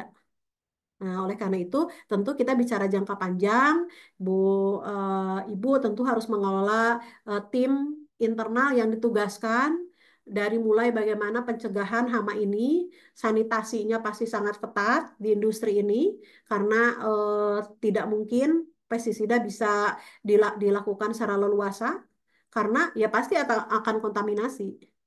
Nah, jadi secara jangka panjang tim internal pengendali hama di tempat bisnis ibu tentu ditugasin satu dua orang kalau bagaimana skalanya ya semakin luas ya pasti orangnya nggak mungkin lebih sedikit tapi kalau bisnis ibu masih bisa dihandle oleh beberapa eh, tim ya itu bisa bisa ditugaskan sehingga si faktor-faktor pencegahan kegiatannya sudah ada. Nah, lalu nanti dari inspeksi pemeriksaan harus terus-menerus dicek gitu. Nah, sama seperti kita kan kadang di divisi cleaning service itu ketat pagi sore ISO-nya ada gitu ya. Ini juga seharusnya sama untuk hama dicek setiap waktu pagi siang sore karena kita harus lihat mungkin paginya nggak apa-apa siangnya ternyata tiba-tiba ada tikus masuk dari luar karena hama ini selalu ada pemicu titik masuk. Nah, nah bagaimana kalau sudah terinvestasi? Nah, ini di sini tinggal pemilihan. Apakah produk-produk ibu masih bisa diselamatkan ataukah diafkir? Nah, bagaimana dengan pengendaliannya? Apakah masih mungkin pakai ya, pestisida? Ya tentu kita pasti sarankan dilihat dulu hamanya seperti apa. Kalau hamanya tikus ya bisa dilakukan dulu dengan umpan tikus yang bisa ditempatkan di titik aksesnya si tikus itu. Berharap tikus itu makannya makan umpan yang dipasang sehingga dia makan udah dia bawa ke tempat sarangnya. Karena perilaku tikus itu biasanya senang mengumpulkan makanan, jadi nggak makan di tempat. Nah, itu yang bisa kita lakukan, tapi pembersihan segala macam itu perlu dilakukan. Nah, itu memang tidak mudahnya bisnis-bisnis tertentu menggunakan metode kimia. Maka kita selalu sampaikan bahwa penggunaan pestisida atau kimia itu ada sesuatu yang sangat urgent manakala diperlukan, yaitu populasinya tinggi. Nah, jadi sebelum tinggi jangan sampai nih kita biarkan si hama itu. Karena kalau sudah tinggi ya itu tadi ada yang dibuang, kerugiannya, ada penundaan, ada harus diistirahatkan mesinnya, semua harus berhenti dulu gitu. Jadi cukup tinggi effortnya. Mungkin seperti itu ya Mbak Indah. Oke, baik. Jadi salah satu industri yang memang sangat ketat gitu ya untuk regulasinya, untuk penggunaan pestisida gitu ya, tidak sembarangan. Jadi perlu ada edukasi yang lebih gitu ya, Dr. Lin, Iya, untuk bisa betul. tahu tentang bagaimana penggunaan pestisida yang benar, kemudian juga metode yang lebih menekankan ke pencegahan gitu ya, sebelum menggunakan uh, bahan kimia gitu, pestisida. Nah, ini bisa dengan mengikuti pelatihan terlebih dahulu kepada tim ataupun business owner, supaya nanti untuk metode pengendalian yang dilakukan ini tepat sesuai dengan regulasi gitu ya. Dan ini eh, jangka panjang seumur bisnis gitu. Oke, baik.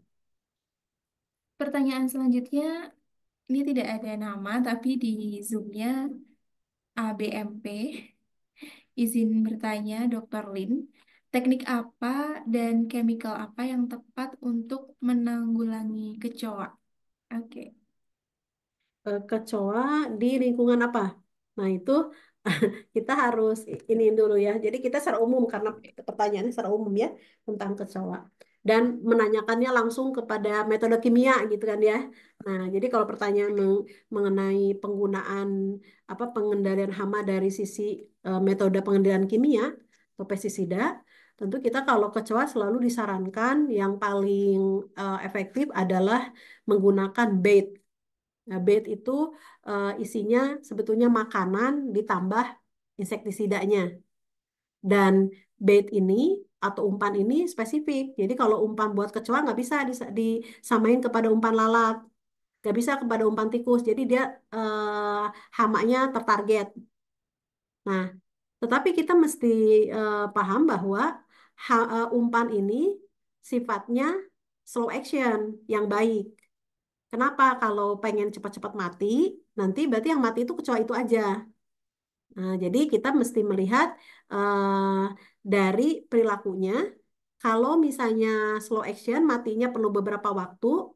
Nah, baru kita bisa melihat pengendaliannya bisa lebih banyak populasi yang matinya. Dan pengendalian hama secara baiting atau pengumpanan ini ya lebih aman karena dia tidak akan memicu kontaminasi ke tempat lain dibandingkan semprot. Gitu ya. Kalau penyemprotan berarti kan ada yang tersebar. Nah, itu mungkin seperti itu. Tapi harus dilihat lagi strateginya. Nyimpannya di mana. Itu harus tepat, nggak bisa di sembarang tempat. Kita harus lihat dulu, periksa dulu hamanya ada di mana, hama kecoanya. Jadi ada inspeksi dulu. Di manakah tempat kecoa berada. Nah, seperti itu ya. Ya, jadi kami dari eh, pengalaman yang ada tentu selalu menyarankan untuk baiting untuk kecoa. Kenapa? Karena kecoa biasanya di daerah yang rentan, yang di sana ada makanan, karena kan biasanya banyak di daerah kitchen atau di area-area yang memang kita beraktivitas dikit tuh di sana dengan berbagai macam makanan. Nah, jadi supaya kita bisa mengecoh kecoa supaya jangan makan makanan kita, dia dipancing dengan makanan kesukaan dia tapi sudah ada insektisidanya. Semoga bisa menjawab pertanyaan itu ya, Mbak Indah. Oke, baik. Karena tadi pertanyaannya umum gitu ya, tidak Ya, disebutkan. Tapi secara sudah umum. dijawab bahwa untuk metode baiting tadi disarankan oleh Dr. Lin. Kemudian ini pertanyaan dari Bapak Ray Almas Abu Hannibal. Ini salah satu yang akan dibahas gitu ya, sebetulnya di Online Integrated Pest Management Mastery tentang hama yang tidak umum gitu ya. Mungkin yang sudah sering dibahas, sudah sering dijumpai ada tadi kecoa, lalat, kemudian nyamuk, tikus gitu. Nah, kalau hama laba-laba bagaimana? Nah, itu jadi Ya, salah satu yang masuk di silabus sebetulnya gitu ya, ya karena betul. ada yang menanyakan gitu. Kemudian ada selain hama laba-laba, ada kucing, kemudian uh, hewan peliharaan yang mungkin dianggap sebagai teman, tapi ternyata bisa menjadi hama. Nah, ini pertanyaan dari Bapak Ray Almas, ini tentang penanganan hama spider atau laba-laba ini seperti apa ya? Apakah ada chemical atau teknik yang disarankan? Terima kasih. Ya. Nah, jadi kita tentu melihat definisi dari hama. Hama adalah organisme pengganggu. Mengganggunya siapa? Yang mengganggu kita manusia. Nah, tentu hama ada yang dari insekta, serangga, ada juga yang dari makhluk lain, hewan lain ya. Apakah itu dari mamalia atau dari reptil seperti ular gitu ya. Itu juga ya hama. Jadi seperti kecoa, seperti kucing, ya kucing tadi disampaikan binatang kesayangan. Tapi kalau sudah kucingnya berada di hotel dan kucingnya kucing yang kotor, ya orang nggak sudah nganggap itu hama karena mengganggu. Nah, untuk spider atau laba-laba, nah kita melihat bahwa itu sebetulnya indikator dari sanitasi di tempat itu kurang terawat gitu. Nah, tetapi kita melihat, kita pelajari di dalam online training ini bagaimana perilaku dari spider ini. Nah, spider ini makanannya adalah salah satunya nyamuk gitu ya. Serangga salah satunya nyamuk. Artinya kalau kita mau mengendalikan spider, kita tahu akar masalahnya berarti di tempat itu banyak nyamuk. Nah, berarti pengendalian nyamuknya harus dilakukan. Pengendalian nyamuknya harus dilakukan dengan baik sehingga diharapkan si spider itu nggak ada makanannya lagi. Nah, baru nanti spider ini yang ada tentu bisa kita lakukan dengan pengendalian fisik eh, dan pengendalian kimia kalau diperlukan kalau jumlahnya banyak sekali. Baru kimia. Tapi kalau bisa selesai dengan pembenahan fisik, nggak usah pakai yang kimia, Pak. Tetapi akar masalahnya harus kejawab bahwa pengendalian yang harus harus diperhatikan adalah nyamuknya. Berarti di tempat itu nyamuknya relatif banyak karena si laba-laba itu menemukan sumber makanannya. Jadi hama itu datang pasti dia ada makanannya. Jadi kalau misalnya di suatu tempat ada ular, nah kita curiga nih, pasti ada tikus tuh di situ. Nah, berarti kita fokus tuh ngendalin tikus juga, gitu ya. Nah, mungkin seperti itu ya Mbak Indah, semoga bisa menjawab. Nah, nanti di online training tentu dibahas hama-hama yang tidak umum, itu kita akan bahas karena memang itu cukup mengganggu dalam kehidupan, apakah di sektor bisnis, di rumah tinggal, dan di lingkungan lainnya yang ada aktivitas manusia. Ya, Mungkin seperti itu ya. betul. Karena sangat menarik sekali untuk topik ini, gitu ya, dan tidak banyak dibahas mungkin di eh, training tentang pengendalian hama lainnya, gitu. Karena memang tidak umum. Kayak seperti itu ya, Dokter Lin. Ya. Baik. Selanjutnya ini ada dua pertanyaan dari Bapak Bambang. Akan dibacakan satu persatu terlebih dahulu. Yang pertama, untuk unit manajemen hama internal yang dibentuk, perlu pelatihan yang seperti apa ya, Ibu? Gitu. Karena untuk menentukan jenis perangkap hama dan pemakaian pestisida, perlu pengetahuan mengenai hama. Nah, oke.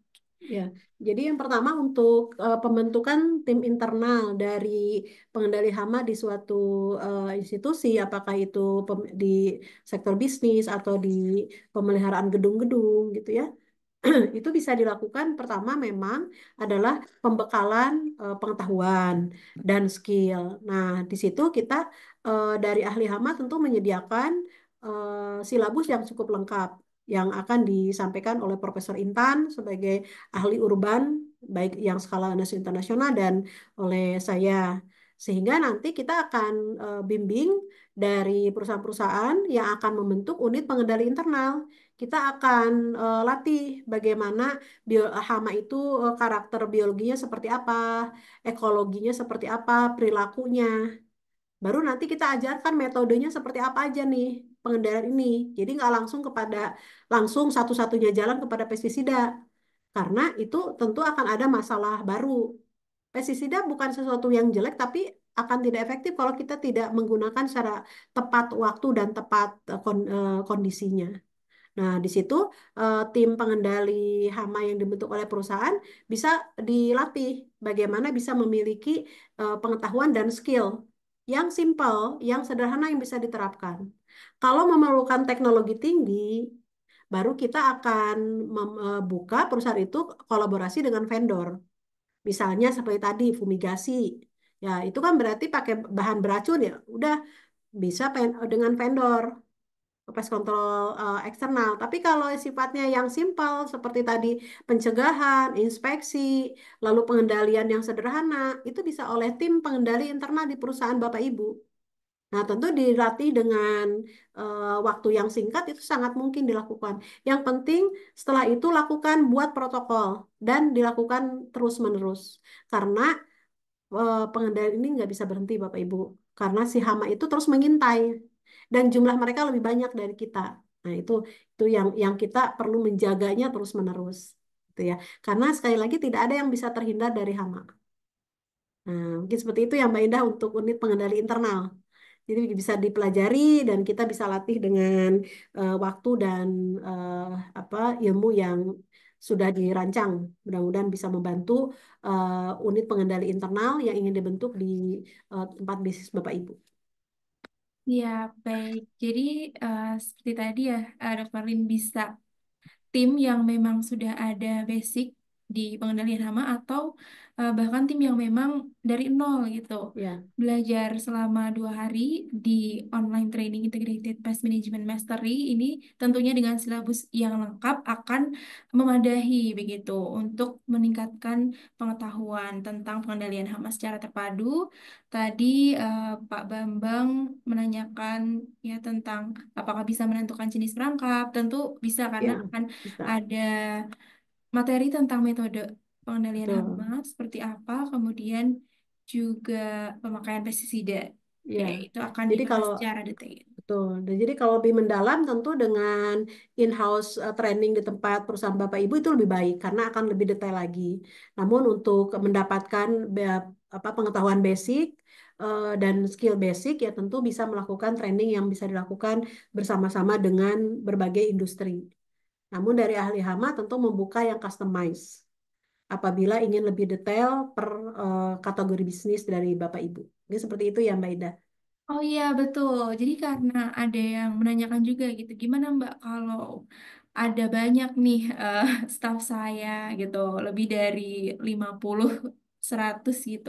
Nah, itu bisa untuk in-house training. Tadi juga infonya di-share oleh admin di kolom chat apabila ingin diskusi dulu dengan fasilitator, admin ahli hama ini ada klik link yang in-house training untuk bisa berkonsultasi tentang bagaimana untuk uh, mengadakan training di tempat Bapak dan Ibu yang memang nanti bisa diikuti oleh uh, pegawainya yang jumlahnya banyak. Seperti itu. Oke, tadi pertanyaan pertama dari Oh Bapak-Bapak. iya, Kemudian yang keduanya. lanjut ke pertanyaan nomor dua, Iya, Dr. Lin. iya. Tentang teknologi. Hmm, Teknologi yang bisa memantau investasi hama secara real time, ini seperti apa contohnya? Apakah sudah ada? Mungkin. iya. Jadi sekarang teknologi ya, apakah itu software itu sudah banyak bisa kita bisa kita cek di berbagai informasi. Jadi kita bisa melakukan atau memasang teknologi itu, misalnya seperti sensor-sensor tertentu yang bisa mengetahui pergerakan. Oh di situ misalnya ada tikus tuh. Oh di area mana? Oh di titik lokasi A gitu. Itu sudah ada Pak. Atau misalnya kita bisa juga mengetahui bagaimana nih perkembangan dari nyamuk. Karena kan misalnya di tempat bisnis Bapak Ibu itu misalnya lokasinya sangat luas. Nah, berarti potensi perkembangan nyamuk tuh sangat mungkin ada. Nah, dengan teknologi pemantauan itu sangat mungkin kita bisa lakukan. Seperti sekarang sudah ada penelitiannya yang digagas oleh Profesor Intan adalah Ovitrap yang disambungkan ke IoT, ke internet. Jadi bisa tersambung. Jadi si apa teknologi untuk menangkap telur bisa dicek di mesin itu bisa diterjemahkan ini akan ke mana nih? Apakah di nyamuk Aedes atau nyamuk jenis lain? Itu bisa sampai seperti itu ketajaman atau kecanggihan teknologinya. Nah, artinya teknologi pemantauan itu sangat membantu untuk Bapak Ibu yang memiliki bisnis di area luas. Karena kalau inspeksi bisa dilakukan, tapi memang kalau menggunakan only petugas ya tentu perlu waktu gitu kan untuk mobilitasnya. Tapi kalau sudah ada teknologi, apalagi tersambung dengan Internet of Things, wah itu udah lebih cepat lagi. Nah, artinya teknologinya sudah banyak berkembang. Bagaimana pemantauan hama ini? Oke, baik. Jadi sudah ada ya, Dr. Lin, untuk Ya, teknologinya. Baik, ya karena sudah ada. sudah maju untuk Betul, 2024 betul. ini. Tentunya Ya, sudah ada. ya, Siap. Ini ada dua pertanyaan terakhir gitu ya, ya. karena sudah masuk ke 10 pertanyaan ternyata gitu. Dari Bapak Purwadi, untuk pengendalian hama secara gelombang elektromagnetik Hmm, atau suara, apakah betul bisa efektif? hmm. Ya. Berikut pertanyaannya, Dokter Lee. Iya, jadi pengendalian itu secara fisik artinya ya. Jadi kita memasang sesuatu diharapkan menghasilkan gelombang tertentu yang mengganggu dari si hama itu sehingga hama itu pergi. Jadi sifatnya repellent, menolak kehadiran hama. Nah, itu bisa dilakukan dilakukan di hama tikus biasanya itu ada kasusnya. Tetapi kita kalau mengetahui tentang hama tikus ini hewan cerdas mungkin satu dua dia takut ini apa ya gitu karena tikus itu hama yang curigaan sangat waspada terhadap hal baru. Nah mungkin satu dua kali dia melihatnya itu apa kok ganggu ya gitu apalagi dari pengaruh suara misalnya ganggu sedangkan tikus ini apa namanya penglihatannya kurang kuat tapi pendengarannya cukup juga gitu.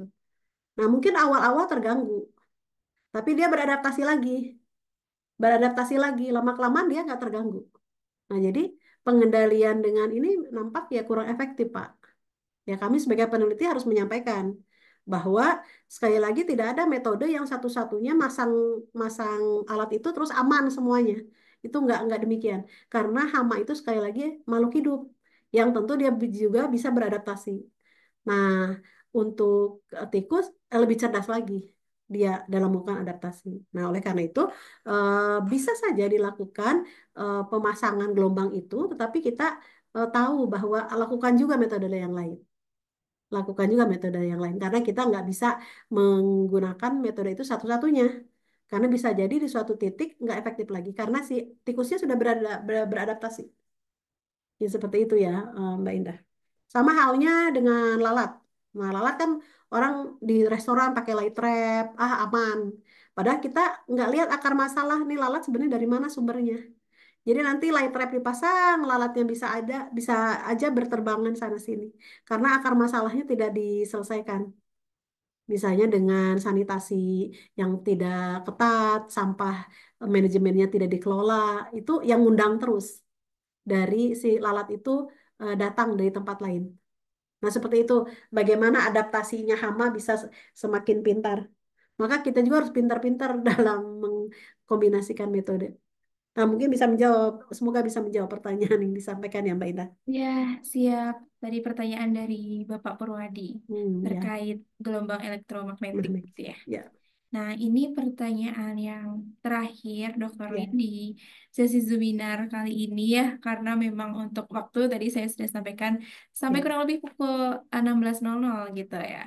Dan yang terakhir dari Bapak Rian Febrian, izin bertanya, Dokter Lin, Mm. teknik apa dan chemical apa yang tepat untuk menanggulangi tikus dan bagaimana penanggulangan hama dengan kucing sebagai ini ya predator alam?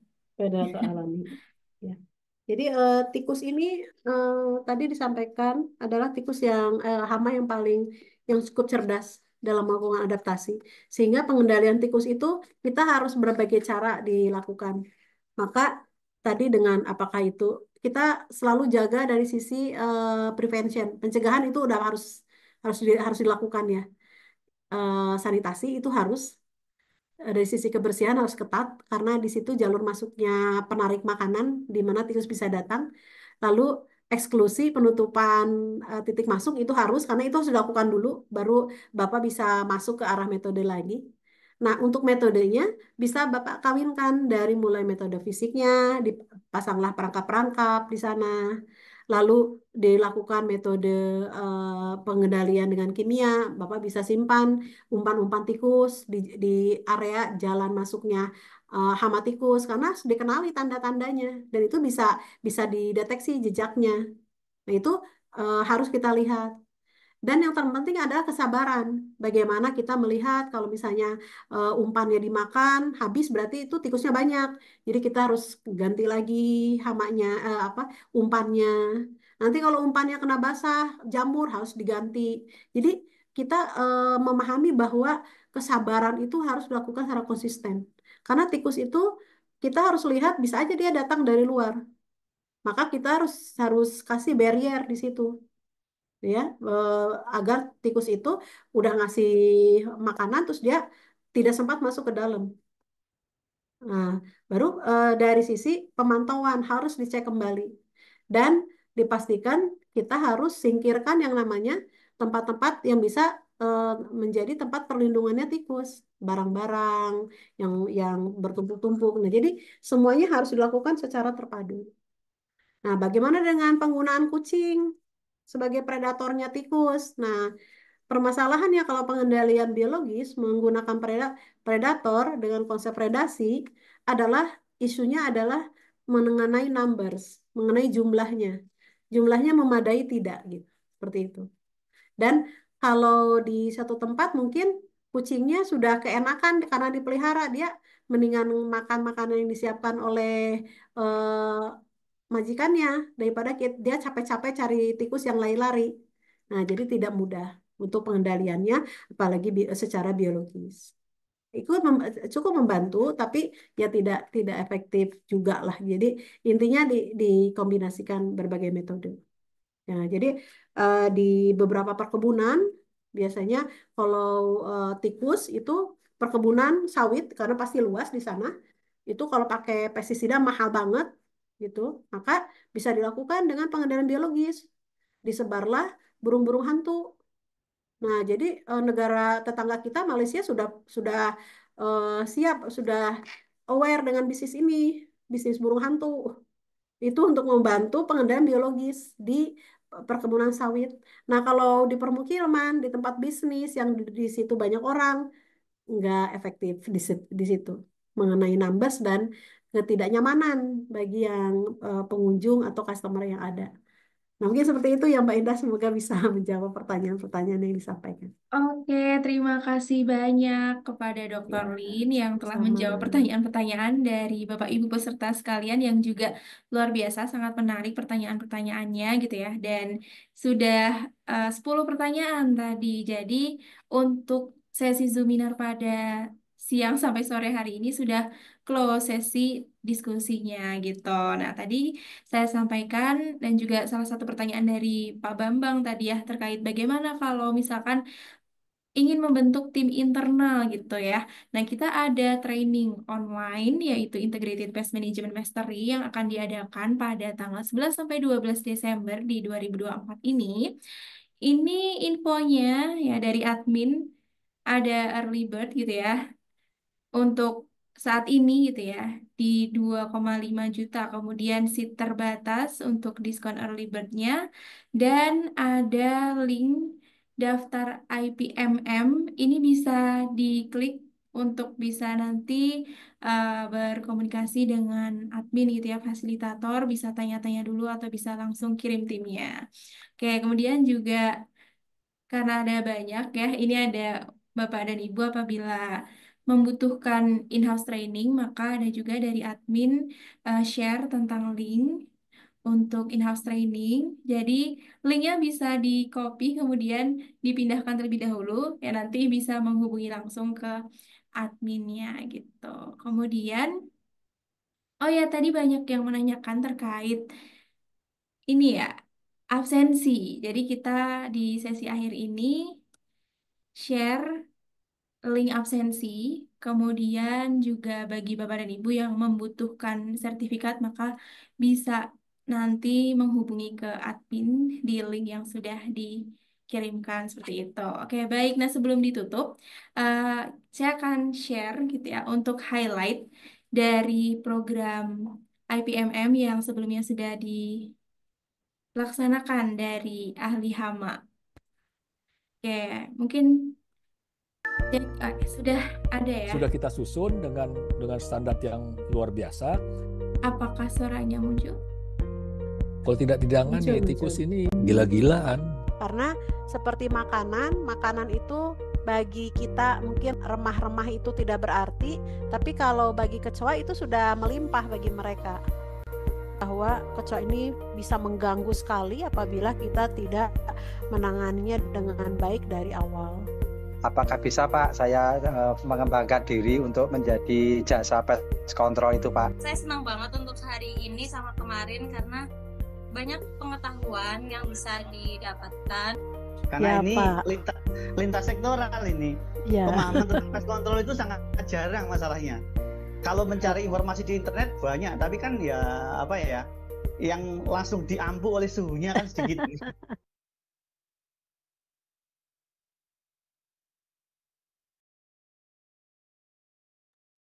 Nah, oke, baik. Jadi itu tadi highlight dari Integrated Waste Management Mastery yang sebelumnya sudah dilaksanakan.